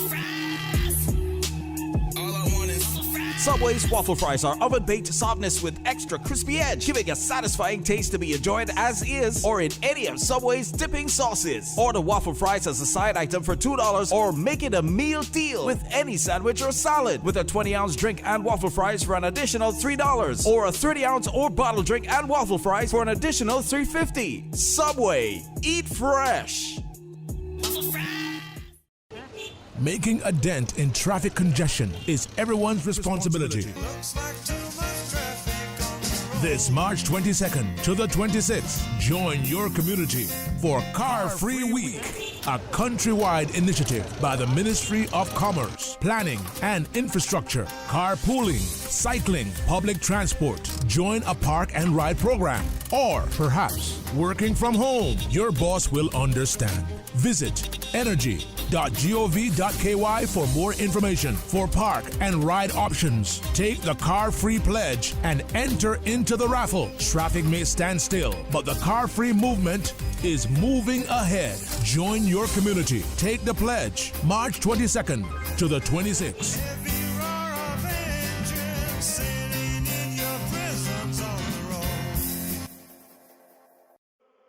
Calling all gamers. Practice play is over. Get ready for 2 days of non-stop competition, fun, and excitement. NetGeeks Media is proud to present the return of the Caribbean's #1 esports event and gaming convention, Gamers Bay 5. Now celebrating our 5th anniversary, Gamers Bay is going down March 27th and 28th at the John Gray Gymnasium. If you think you have what it takes, you can compete for over $10,000 in cash and prizes. Compete head-to-head in titles such as Fortnite, Super Smash Bros., Call of Duty Cold War, and FIFA 20. See and try the latest game consoles and virtual reality headsets. Lots of free play for PC gamers, console gamers, and VR of all ages. Special guest influencers will be in attendance. For more information and to register yourself or a team, visit gamersbaycayman.com. Proudly sponsored by NetGeeks Media, Domino's, Pepsi, Enterprise Cayman, C3 Pure Fiber, Department of Tourism, Ministry of Education, Youth Services Unit, Kimpton Seafire, Radio Cayman, Simply Computers, and Suzuki. Good day, this is Dr. Croy McCoy from the Department of Environment, and this is an important announcement for all boat operators, divers, and snorkelers. Stony coral tissue loss disease is having a devastating impact on the Cayman Islands coral reef ecosystem. Pathogens on dive gear may survive for extended periods of time and can be transferred among reefs. If you're diving or snorkeling anywhere in the Cayman Islands and before traveling between Grand Cayman and the sister islands, please disinfect your boat bilges and dive gear in a 1% bleach solution for 10 minutes before diving or snorkeling in a new geographic location. For more information or to make any reports, please visit our website at www.doe.ky. Talk today. But I do have some questions. Talk today. Cayman Islands' foremost listeners participation program. Talk today. Because there are more questions than answers. What the public is saying. Waiting to take your calls right now. Sterling Dwayne Ebanks.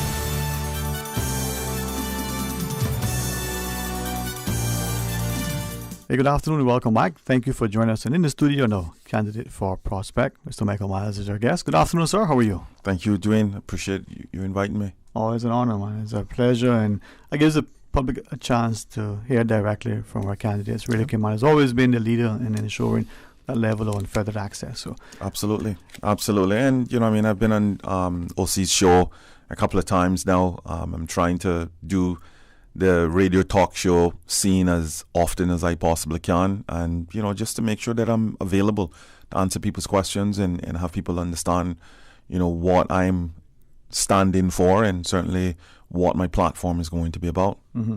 Well, as we listen to you, we want you to share with us now what that platform is about. Yeah. Right. Tell us, what motivated you. Tell us what you want us to hear.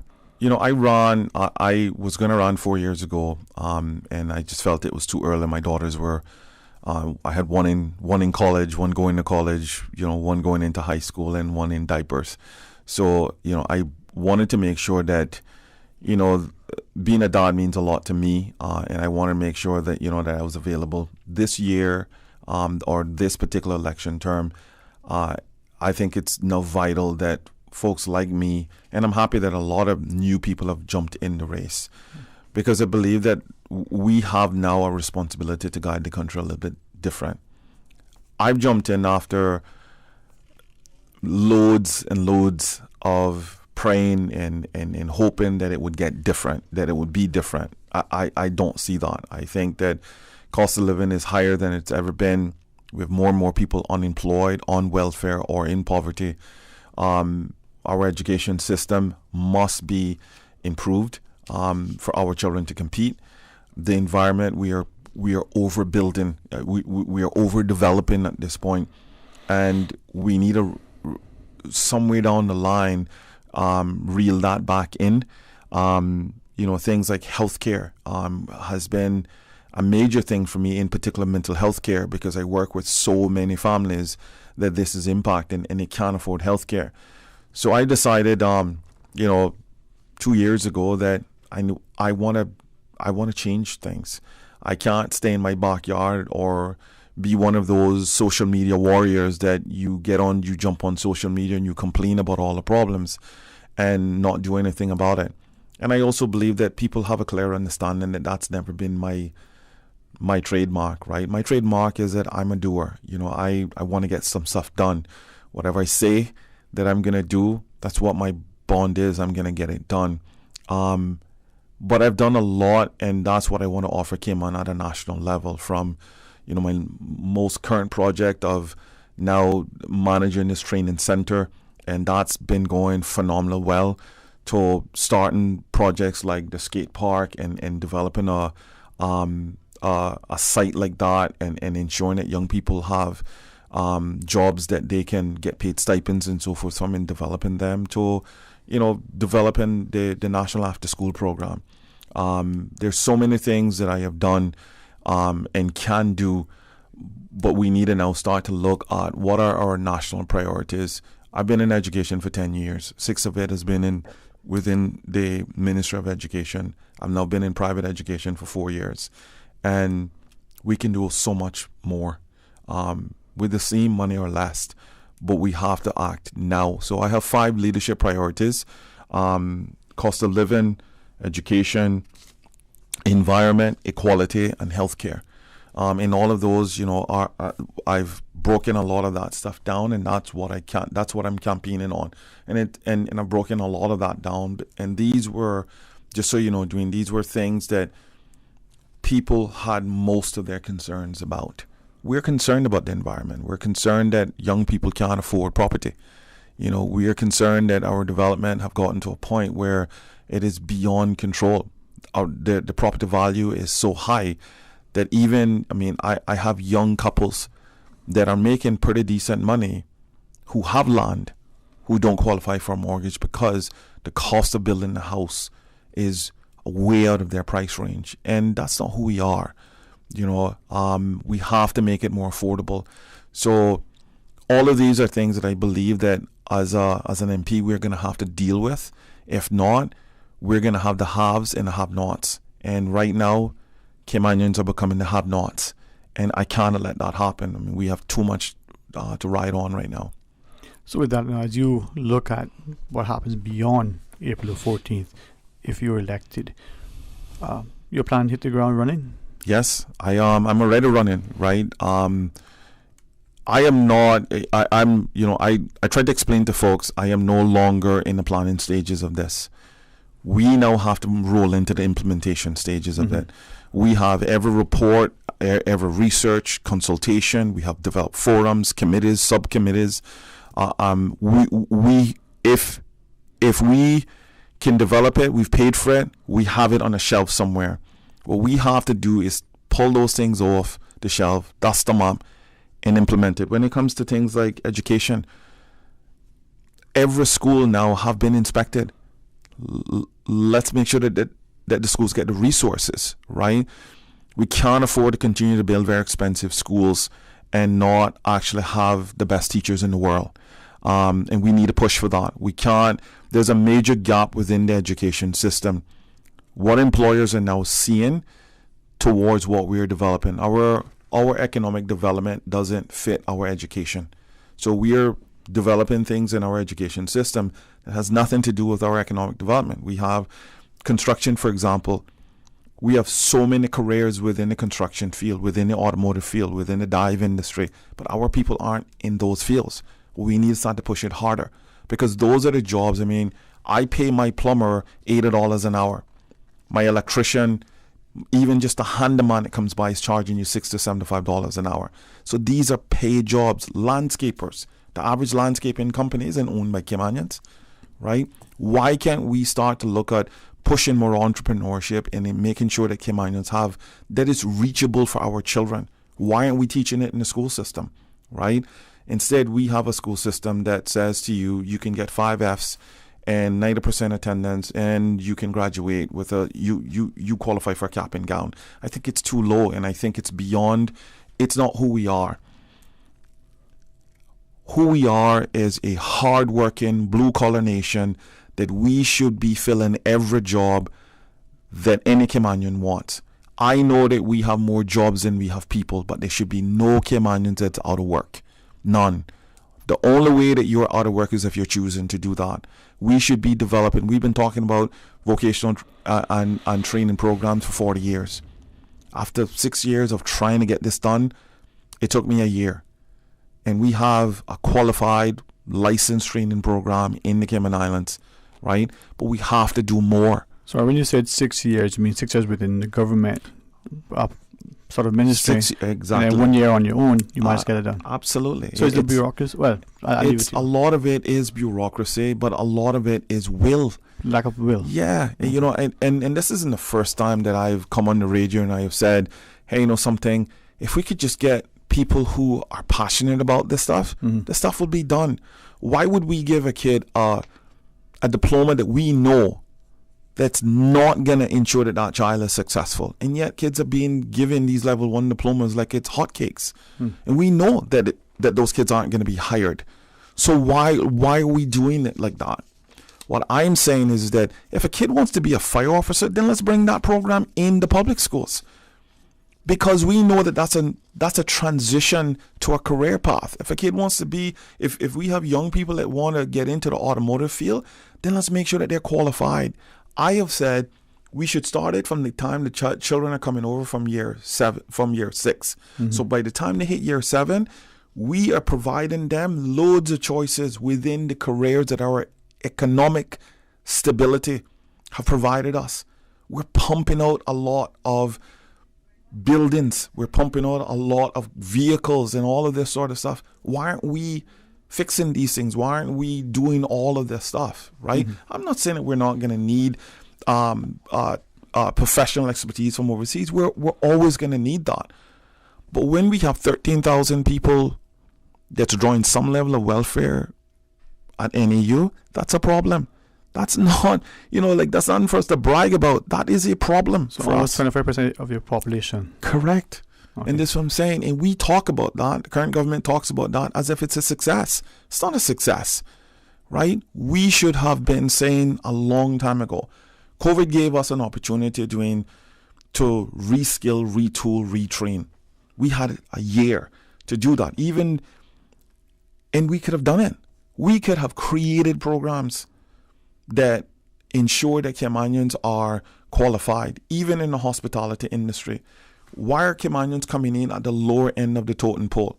I heard a statistic that's saying, well, pre-COVID, we only had 3%. If we only had 3% of unemployment pre-COVID, why is almost 10,000 people in welfare then? So our people are coming in to employment, but they're being paid wages that they can't support themselves. So government is having to subsidize that. But what if we cut NAU in half? What if we cut their budget in half? And that goes towards retraining and retooling people. NAU should be for those folks who are our seamen, our pensioners that really, they built this country, but when pension rolled around, they just wasn't there. They didn't have the funding there. So we need to take care of them. Our elderly that didn't have a pension going into this, right? And the folks that are vulnerable. But once you hit that, NAU and work should be connected. It should be one seamless department. You should be walking out one door and walking into the next, right? That's how this is. So we need to look at the poor relief law. I mean, we've talked about this for a long time. The poor relief law doesn't say anything about helping anybody. So what has happened? For someone, let's say a mom goes into NAU because she needs support. Now we have her hook on welfare because no one have sat down and say, okay, you have this job. This is not going to get you what you want here. So therefore, in the meantime, we need to help you reskill so you can get a job that pays you this. All right. But we're going to take care of you for the 6 months. But once we do that, work is going to be there in support of getting you another job. We cannot continue to support her for the rest of her life because we can't have her children growing up expecting that this is the way that they should be living. Welfare is something that's new to us. I grew up in a single mom's house, so I know my mother worked almost three jobs at times to make sure that I can travel to Miami and play football all over the world, right? I know what that is. I know what I'm asking of people. We can do this different. That's all I'm asking. Let's just try a different way. And the way that I'm asking people to try doing isn't things that Michael Myers have made up. I can show you at least 20 reports that have diagnosed every issue that we have in this country and provided us with recommendations that we've yet to put in. Things like mental health. We now have the Alex Panton Foundation. I attended a forum. I sat in the audience and I had loads of professionals that were guest speakers there. And they're saying the same things that we were saying 25 years ago when I came in as a social worker. The same problems exist. We are talking about the same barriers. And now we have more professionals in the field. We have more expenditure in the field. Yet, I still have kids who can't get health insurance. Their parents cannot put them on the health insurance because they either have a pre-existing condition or the health insurance is so expensive that they'll have to choose between paying their rent or their mortgage or buying food. When has that, we're living in a country that, for me, it's the most phenomenal country in the world. But we have people that have to choose between healthcare and going to Foster's. I mean, really? That's success? I beg to differ. I don't think that that's success to us. What I'm asking is a government that responds, that cares, that's compassionate, that isn't only looking out for big developers and concessions and so forth, but a government that takes care of the little man. The engine of this country is the little man on the road. That's the engine of the country. It has always been the engine of our country. It is our forefathers that went off to sea, that built this country, right? That set this tone for whether it's education or tourism or banking or finance. These were the people that rolled up their sleeves and built this. Why aren't we producing more of that? All right. So as we close out, Mr. Myers, candidate for Prospect, what are you asking the voters, for when they go to the polls? I'm asking voters to be conscious. I'm asking voters to now vote for outcomes. That's who I am. Vote for me because you know that you're going to have a warrior in Parliament, that you're going to have someone that's going to be responsive. I'm not here to say I'm going to fix everything, but you can bet that you're going to have a great representative who is going to push every issue, who's going to challenge everything, and who's going to fight for Caymanians till the last breath. And that's why I believe that I'm the best one to be voted for in Prospect. Okay. Michael Miles, candidate for Prospect. Good luck in your campaign, sir. Thank you for your time. Thank you, sir. Appreciate you inviting me. You're most welcome, sir. All right. I will pause, and when we come back, we'll have some open line. We invite you to join us. Stay tuned. Follow Radio K-Man on Twitter. All the latest information, breaking news, community events, and more. Follow us at twitter.com/Radio K-Man. Today's biggest news. Radio K-Man. It's only 2 species that we have, on island. Your voice, your choice. It is in the best interest of the people of these islands. Local, regional, international. This is Headlines from Radio K-Man's newsroom. Today's biggest news. With your latest headlines, I'm Shanda Gallego from Radio K-Man's newsroom. Roy McTaggart was unanimously voted in as the new leader of the Progressives Party Friday night, taking over the reins from outgoing leader Alda McLaughlin, who has led the party since February 2011. It was also announced that Joey Hew would take over as deputy leader of the Progressives from Moses Kirkconnell. The membership also elected their new chairman, Alda McLaughlin. Turning to international news now, U.S. President Joe Biden has urged people to wait for the results of an inquiry into sexual misconduct allegations against New York Governor Andrew Cuomo. Asked whether Mr. Cuomo, a fellow Democrat, should resign, Mr. Biden said, "I think the investigation is underway and we should see what it brings us." His comments contrast with those of other senior party members who said the governor should step down. 7 women accused Mr. Cuomo of sexual harassment allegations he denies. Armed men attempted to kidnap more students in Nigeria's Kaduna State overnight on Sunday, a state government official said, as 39 others from an earlier attack remain missing. Attacks by armed gangs, usually referred to as bandits, have intensified across northwest Nigeria in recent years. 4 school kidnappings since December have provoked nationwide outrage. Some 39 students, including a pregnant woman, are still missing from Thursday's abduction from the Federal College of Forestry Mechanization in northwest Nigeria. U.S. chat show The Talk has been taken off air for 2 days following a row between Sharon Osbourne and one of her co-hosts about Piers Morgan. Osbourne was one of the first people to voice support for Morgan over his criticism of the Duchess of Sussex. That led to a clash with Cheryl Underwood, who claimed Osbourne gave validation to his racist views. TV network CBS has launched an internal investigation and has taken the show off air on Monday and Tuesday. Those are your latest updates here on Radio K-Man. I'm Shanda Gallego. For the latest in news and information, Follow Radio K-Man on social media, Facebook, Instagram, Twitter. Download the Radio K-Man app or log on to our website, radiokman.gov.ky. Now you'll never have to choose between 2 desserts at Subway. The new caramel brownie cookie is 2 treats in 1. Imagine sweet, gooey caramel with decadent chocolate chunks baked in brownie-flavored dough and topped with a light drizzle of caramel icing. And you have the new caramel brownie cookie, available at Subway. Complete your Subway sandwich, pizza, or salad with the delicious caramel brownie cookie or any other cookie flavor and dessert. Available at all Subway locations. Subway, eat fresh. There's nothing like the smell of freshly baked bread. The warm, inviting aroma, the fresh and natural taste. Just like homemade. 100% all-natural, additive-free bread. Enjoy fresh and natural tasting bread from the iconic Caribbean Bakery.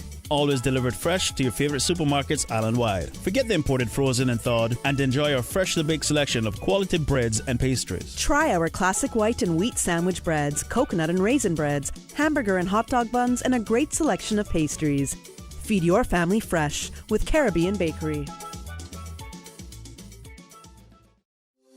Getting vaccinated is an important part of keeping our islands protected against COVID-19. All persons who are scheduled to be vaccinated must present a photo ID which shows you are legally and ordinarily resident in the Cayman Islands or have permission to stay for 6 months or more. Accepted IDs include a Cayman Islands driver's license, passport or voter's card, a global citizen's certificate, a work permit grant letter, extension letter or job letter from a local company, or a non-Caymanian passport which shows the holder has been landed with permission to be on island for 6 months or more. Essential workers must also present their work ID to show proof of employer. Anyone who has already received a first dose may still receive the second and must show their vaccination card. For more information on the vaccine program, visit www.hsa.ky. Talk today. But I do have some questions. Talk today. Cayman Islands' foremost listeners participation program. Talk today. Because there are more questions than answers. What the public is saying. Waiting to take your calls right now. Sterling Dwayne Ebanks.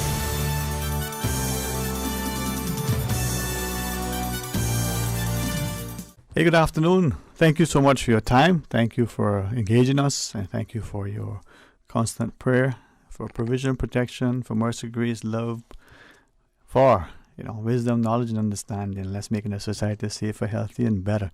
Well, it's open line. 2:15, we'll have another candidate in the studio, but we'll tell you about that when that arrives. Until then, let's go to the phones. Hey, welcome. Thanks for calling. Good afternoon. How are you, sir? Good afternoon, Rambo, man. You alright now? Bless, man. How are you, Rambo? The weather good, man. Why not? It should be on the moon, my wife. But now, get to the point now. Differently. Yeah, man. Early on, you open your segment now. You talk about IQ. It's object content. Right? Coherence. And who inquiring, curiosity. You know, yeah? You did the DJ, did the stalker. You, right? Sorry. I want to know, right? I'm not picking no candidates now. Right? No more specifically. Right? But I want to know if you want free education, especially health, right? Medical. Right? Gambling, that's the gateway. Right? The herbs. But people like discriminate that. You understand? Right? And certain this me, I respect you, right? But I don't care about the border now. Differently. That's how I am now. That's how I operate now. Is it not? You don't care about... Yeah, catering. Right? Okay. Like different. I don't want, in my artistic point of view. Right. Let's make it sure. You miss a form in the studio. You know she go, right? Right? So, the whole point of surgery now. This political thing from the dump education going on. Right? Get to the point. And that's it. Get to the point. You know what? Right. In about the Queen, let's say, get to the point. Right? This is the whole philosophy of life. Right? So you can be an optimist, a pessimist, a centrist, or whatever alignment you want to be. By the reality, you live and learn. Live and learn. That's right? Yeah. Right. So then, I'll chat to you later. Right? More time. More time. Respect. As the caller always shares, it's important to have a perspective, to come with an informed opinion, and be willing to share it publicly. But I think it's also evident that you have to have a society that is one where you can do that. There's the freedom to speak, there's the protection from so doing, and there's the encouragement from others that surround you and nurture you to do so.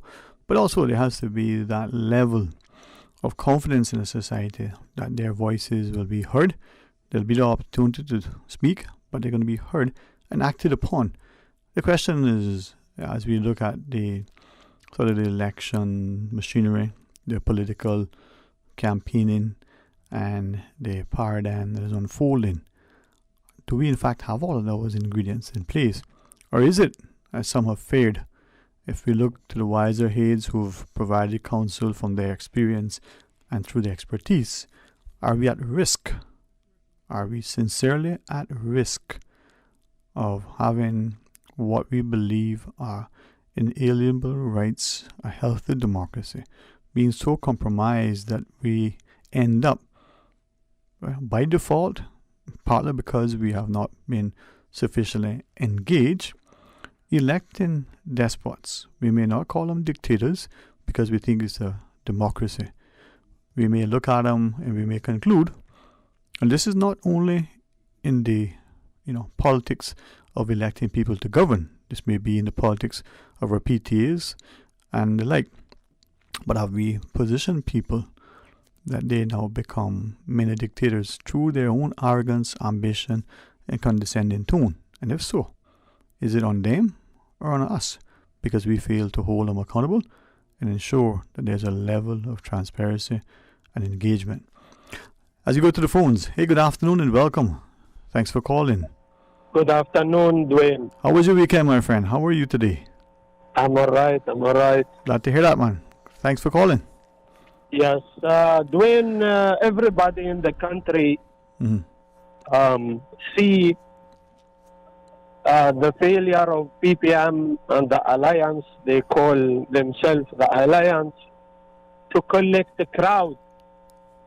285 people, while the premier there, the one appointed by the premier to be premier was there, and all the ministers, the candidates, and the failure of PPM to bring crowd to their meeting. It shows that the PPM party are losing the confidence of the people of this country. And I think it's a clear message to them that they are going to fail in this election bad. And I think that's a strong message from the people of this country. And the PPM failed to bring crowd, and even from half of the meeting up, wasn't 80 people was there. So big alliance, and they call themselves the government, and all kind of candidates there from Bodentown and from here and there, and they can't even put a crowd of 100 people to listen to them. That tell you this government failed the people, and it shows that they are losing the support of this country. It was a failure meeting by Al Thompson building for the PPM party, and my advice to them to pull themselves from election is better for them now than losing the election. And especially for Mr. McLaughlin, I think he losing the election in Red Bay, and Austin and David White. You know, the most weak speak was David White speak. For 4 years, he don't speak in the legislation assembly, and when he speak in this meeting, show how he is weak and how he don't have no achievement to speak about. And the same thing for Austin, and the same thing for Barbara Connolly and the others like John and others who in the alliance. I think it was a failure, big failure for the PPM party. Right. And they're going to fail this election. I always take heat for allowing you to voice. You know, they say sometimes, you should hear what the dissenting voice is, because sometimes not only may it have sage advice, but it may be, to your own detriment if you ignore it. But let me then quickly ask you, to what extent do you think your opinion is reflective of the majority? You see, Dwayne, look, I speak to people. I have supporters everywhere in this island. Yes, there is people don't like me politically. I agree with that. Mm-hmm. But I have a lot of people who listen to me, and they know it is the reason call, and I speak the truth. And that's why people listen to me. I give you example, Dwayne. When I say to you, the people of this country decide who is the premier of this country, it is not something Alden McLaughlin inherit and give to his son Roy McCarter to appoint him premier of this country. It is shame. It is shame that he go on the stage and says, I introduce to you the premier, next premier of the Cayman Island, or he introducced him as the premier of this country, as he decided who is the premier of this country. It is not. But remember now, right? Of the premier in this country is not the property of Alden McLaughlin. It is up to the people of this country to decide who is the premier by election. No, but not quite, because remember, we have a party system, and if the party changes political leadership, then the leadership of the party becomes, if the party is in power, the political leader of the country. I'm going to beg you to allow us to just pause there with you, take the other caller before we hit the break. Always like your dissenting voice at times, huh?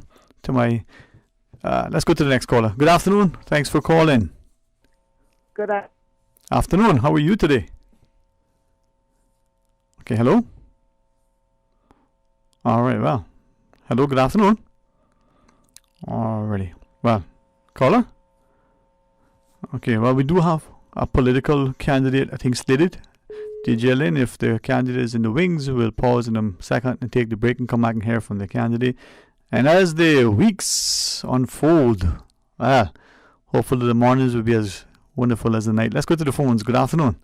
Hi, Sterling. Hi. Sorry about that. I don't know what happened there, but glad you're there.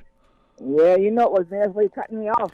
Well, I'll tell you this, right? And please understand this with the greatest of respect. If in this studio where my hands are fixed, if I had the authority and the control buttons to hit it, sometimes I would, but not for you. Go right ahead. I believe you. Thank you. I was trying to call you when you had the election people on. I want to ask the question. Sterling, they said something in regards that people who moved from one address to the next, that they was bringing in the new addresses. Did I quite that right? Right. So the list will be effective the 1st of April. And let's say, for example, you lived in one part of the Cayman Islands and you moved to another part. So you changed where you voted before, and you could be voting in a new place because that's where you now live. That would be effective on the 1st of April. That is crazy. You should be able to live in the West Bay. If you were living in Barton Town and you moved to West Bay, you should be able to come out to Barton Town and vote to your liking.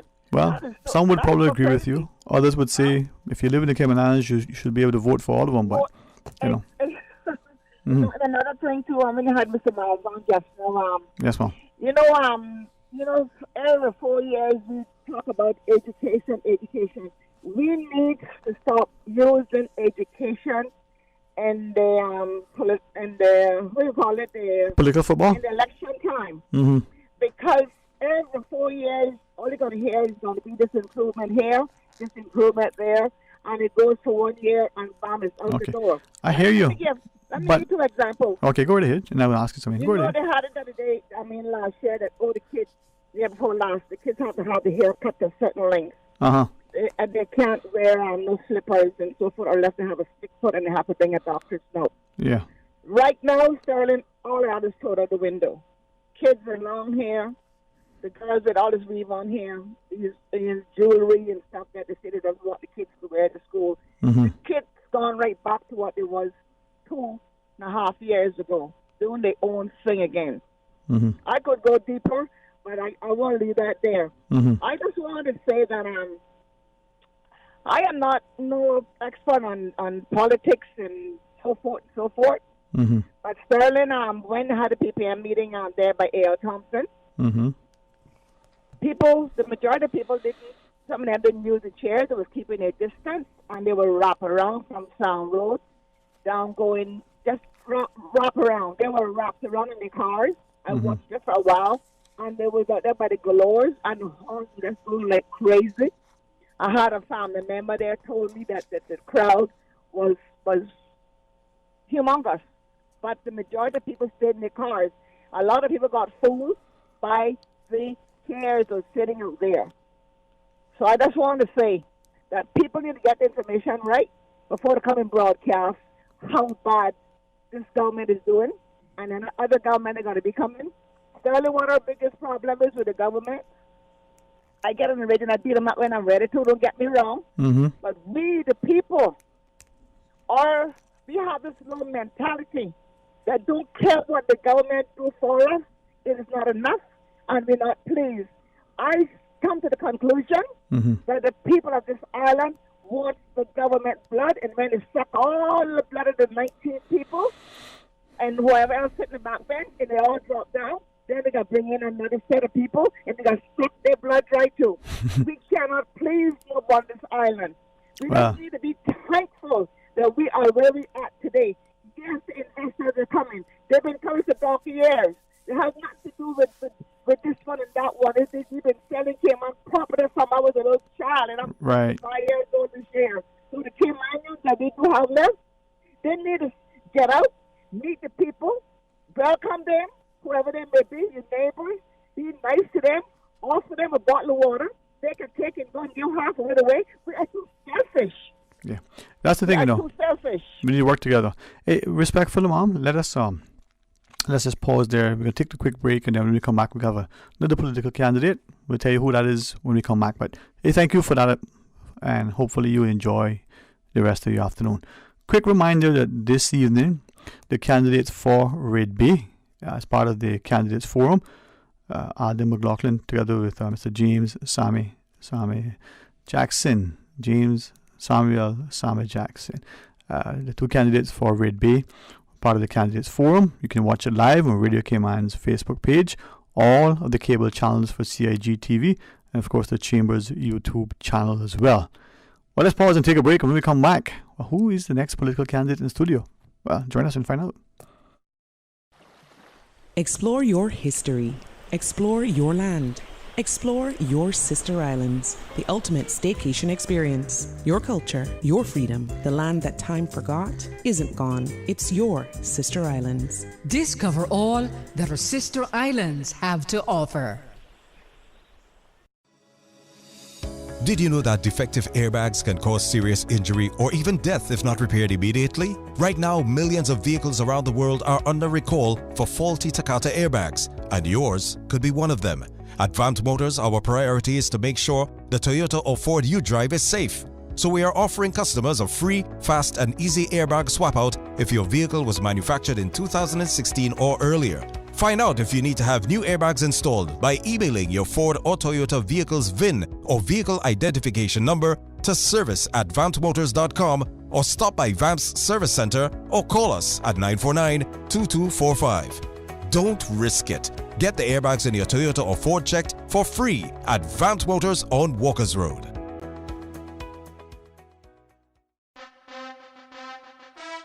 And now, a paid political message from West Bay West candidate, Mr. Mario Ebanks.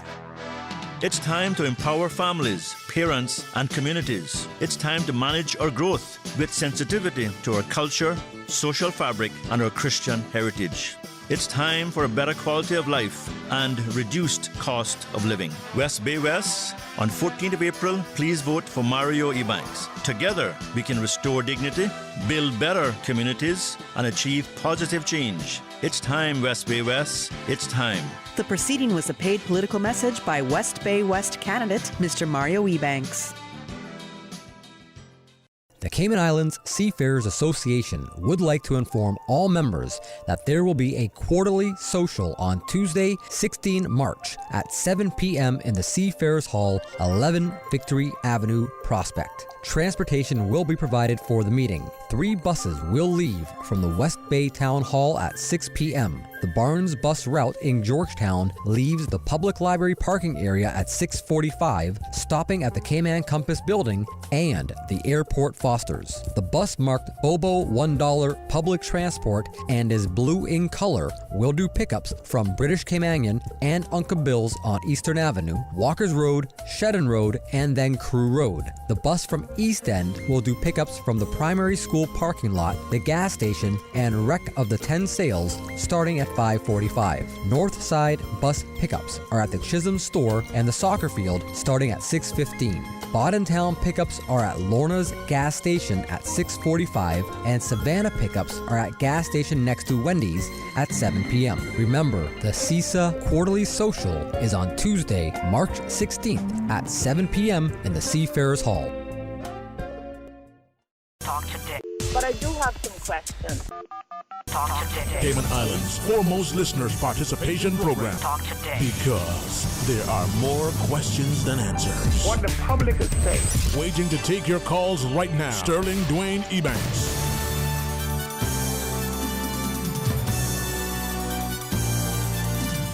Hey, good afternoon. Welcome back. Thank you for joining us. And in the studio, as part of Radio Cayman's continuing coverage and access to all of our our political candidates, we're ensuring that they have equal and unfettered time and access to their views. In the studio for Georgetown West candidate Mr. Kendrick Webster. Good afternoon, sir. Good afternoon to you. And good afternoon, Sterling, and good afternoon to the listening audience. I appreciate you, like all the candidates, making themselves available to the voters, and through this forum in particular, we'll be able to provide a medium where we can hear directly from you. So as you wish to share, with us, your agenda, your platform, your the impetus for what propels you forward and the like. Yes, well, As you know, 2017 I ran for the electoral district of Georgetown East, and I decided now to change it to Georgetown West. My platform then in 2017 was education, and that platform still remains the same today, primarily because I've seen over the years where our education system has failed us. I have supported many of the educational programs within many of the schools. I've been doing that for almost a decade. I continue to do that. And the main objective is to ensure that we invest into our people. That has been something that has been neglected, and that's why I'm running for political office, because I want to ensure that we look at our people first and foremost. Education is important to all of us, especially our young people who has many challenges, many fighting challenges, not only from an educational standpoint, but with other social issues within our community. Our education system has failed us because there has been a change of the goalposts with different political leaders. And our children are suffering today. Our community is suffering because we don't have the skilled persons that can fill some of these jobs because of some of the political leaders in the past. It's important now that you have a change in direction on that leadership. And that's why I'm running for political office, because I want to ensure that our young people are not left at a disadvantage. Fundamentally, what is important is to ensure that the foundation in our schools, in the curriculum, is met. There's a disparity in many of the schools. There's no consistency. I want to ensure that there's a curriculum that is a standard curriculum straight across the board, so that all of the schools can be working and operating under the same premise. In our kindergartens, our inspectors have indicated back in the 2015 report that there has been many things that need to be addressed. Those issues still stand today.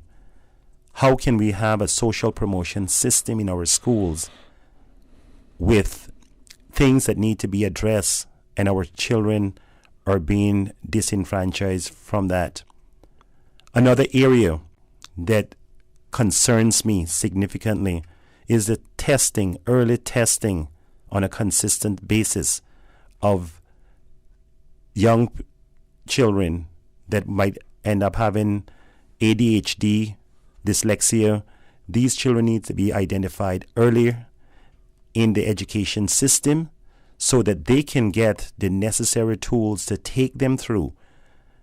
In some cases, they might need extra time for an examination. That is not given in some cases because they're tested late. So all of this is important for us to have the right leadership. We need to have leadership that has a long-term plan in our education system and across the spectrum in a lot of things within the island. Not just 10 years. We need long-term planning, 25, 30 years planning. This is a failure. We need to address this immediately to ensure that there is some direction in a way that the country can have an outlook on how it's going to be within the next 20 to 25 years. Also with our education system, I find that even with the curriculum for some of the after-school programs, the curriculum that is necessary for the after-school programs are not available. It's important that we give students and young people the opportunity to excel. How are we going to do that? To identify the areas where they're falling short and ensure that those after-school programs meet the needs of those young children. After-school programs can be available not only necessary within the primary school, but it can also be offered in secondary schools. So we want to make sure that that is being done. We also have to think about giving the parents, the single parents, the opportunity to also develop themselves in the way that they can have online programs.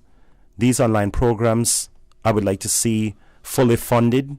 If the person or persons don't have a laptop, that would be available to them, because an after care of their children is very expensive. By having an online program, they'll be able to advance themselves in their workplace, give them a better disposable income, be able to spend quality time with their children at home. So this is the direction I would like to see our education system be transformed to. Working and giving the education system the support that I'm giving now is not sufficient. To make this happen, I need to be involved to a point where I can make changes with policies, changes with the curriculum, changes within the system. Currently, from time to time, there's different programs that are being introduced within the schools. Introduced, and 2 or 3 months or 6 months later, the program again is changed. That is changed at the cost of the people of these islands. I would like to see where any program that is going to be introduced into the school as a new program, that there is a pilot program that will be introduced first at the cost of the person who are selling the products to the Cayman Islands government. If the program is successful, then we should purchase the program, but not to just be changing programs at the expense of our own people. So that is my platform. I want to ensure that scholarships or full scholarships are given to Caymanians who want to be teachers, who want to have that career as being a teacher. But getting the scholarship and returning to the Cayman Islands, I want to ensure that on day one, they can walk right into their office and start working. They should not be sitting around for 6 months, 7 months, waiting for a job.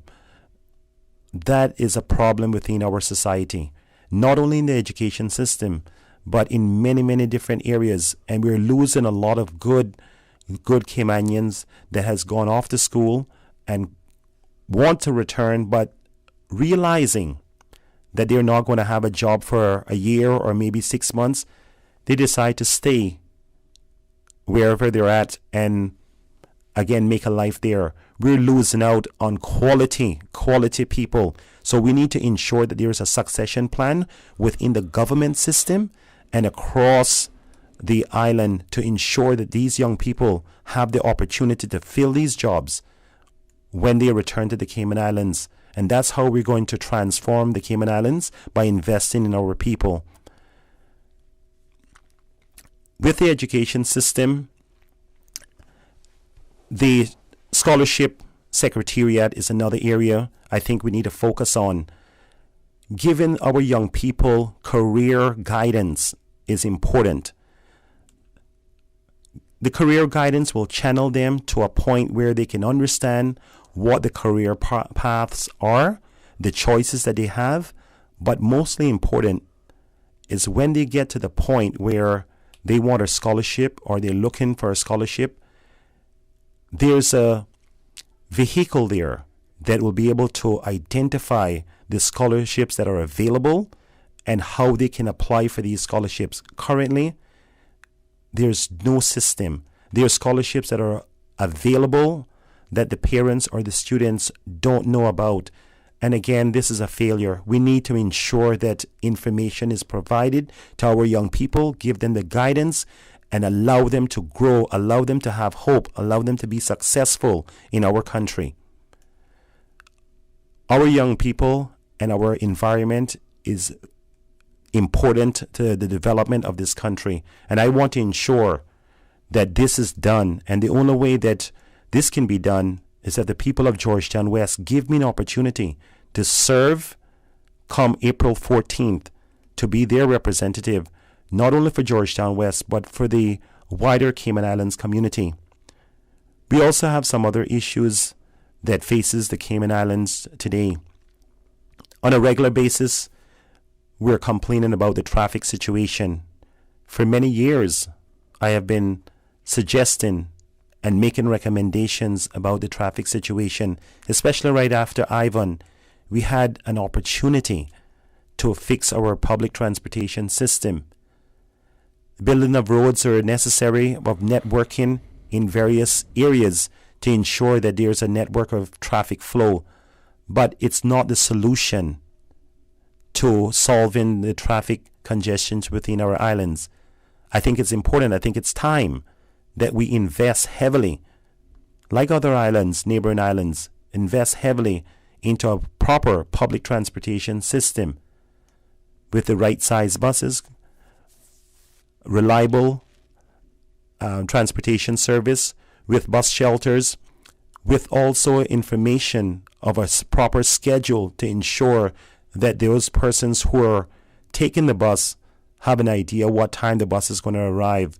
Not a system that when you arrive in Bodden Town, the driver will tell you, I'm sorry, I'm not going any further, and you have to then hitchhike or call someone to take you to Eastern or North Side. That is not a system. We need to improve upon this. That's the only how we're going to reduce the amount of cars on our road and be able to change the carbon footprint, to change the way that we do things here and protect our environment. This pandemic has taught us a lot. We're wearing masks in the last year. Now, if we continue damaging our environment the way that we're doing now, we're going to be no different from Hong Kong or some of the other places where you have to wear masks all the time just because of the pollution. We need to have long-term planning, and that's why I want to be on board. I want to be a part of that change to make sure that we do not fall into this situation like some of the other developing countries. As far as supporting the development of or the increase of persons residing here to 100,000, I am not that candidate that will support something like that. I think we have enough issues as they are currently. Cost of living is already high, and fast tracking our population to reach the 100,000 is going to even bring it much higher for our cost of living. So I think the people of these islands need to think carefully when they're going to the polls to vote, voting for candidates who believe in increasing the fast tracking our population is not the candidates you want to vote for. They're the candidates that do not have your interests at heart. So I appeal to you to think hard on making that decision when you go to the polls. Our infrastructure, because we don't have the long-term planning, the infrastructure is not there. The physical infrastructure is not there to support the fast tracking of 100,000 people. So that's another thing that most people should consider. The Georgetown West area, there's areas that I've identified through my walks within Georgetown West, especially the sidewalks. Some of the sidewalks in Georgetown West has not been repaired since they have been installed. This is a safety hazard for the pedestrians who live and work within that area. So I would like to ensure that that is addressed immediately. And there's also some areas of Georgetown West that has areas that are challenging and sidewalks are needed. So it's important that we have leaders that understand that they have to have a safe environment for people people to live in. And that's one of the areas that I want to address. The lighting is also another factor in Georgetown West, which in some of the highly populated areas, Windsor Park, Astoria Street, those areas are lacking of lighting. This again contributes to some of our safety issues, but also it brings about a problem with crime. The detection of crime is also a problem with poor lighting that can occur. Our neighborhood watch program is something that I would like to see improve. Some areas do not have neighborhood watch. That is something that is important to give those individuals there a level of safety, a level of understanding that there is a network in place that can make them feel safe. In addition to that, the police neighborhood watch and the police neighborhood police officers, district officers are one of the areas I want to work on to bring about the relationship with the police department and the people of Georgetown West, to ensure that they understand that the police department is there to keep them safe, and they can also have a relationship with the police department to feed information and things that are necessary and important to bring about a change and safety measures within Georgetown West. One of the areas that many people don't realize that we have a serious problem within our community. I know health care is very expensive, and that is something I want to address. But an underlying issue that we have in our community, which is a major stigma, is mental health. Mental health is pretty much ignored by many, many people. But realizing this is not something only for one particular sector of the community. This is for all persons across the spectrum, in the sense that mental health stems from persons who can have anxiety, depression. It can happen through a relationship. It can happen through your work environment. So we want to bring about more awareness when it comes to mental health and some of the accessible tools that you can have, online support that you'll be able to have to help you to ensure that you understand that you are not alone when it comes to mental health. We're having a lot of people in our community that we're losing because of mental health issues. Mr. Kennedy, thank you very much for sharing your platform and your time with us, and just to get a chance to chat with you. But you did enjoy the rest of your week, and we'll talk to you again soon. Thank you very much, Sterling, for having me on this show. And for the people of Georgetown West and the wider Cayman Islands community, thanks for tuning in. And I look forward to your support, people of Georgetown West, on April 14th. Vote number 3, Webster. All right. And to our listeners, join us again tomorrow for more Talk Today right after the midday news. Talk Today is brought to you by Subway, open 24 hours in Countryside, Anderson Square in Georgetown, and Centennial Towers in West Bay. And by the Ministry of District Administration, Tourism and Transport. Explore your history, explore your land, explore your sister islands.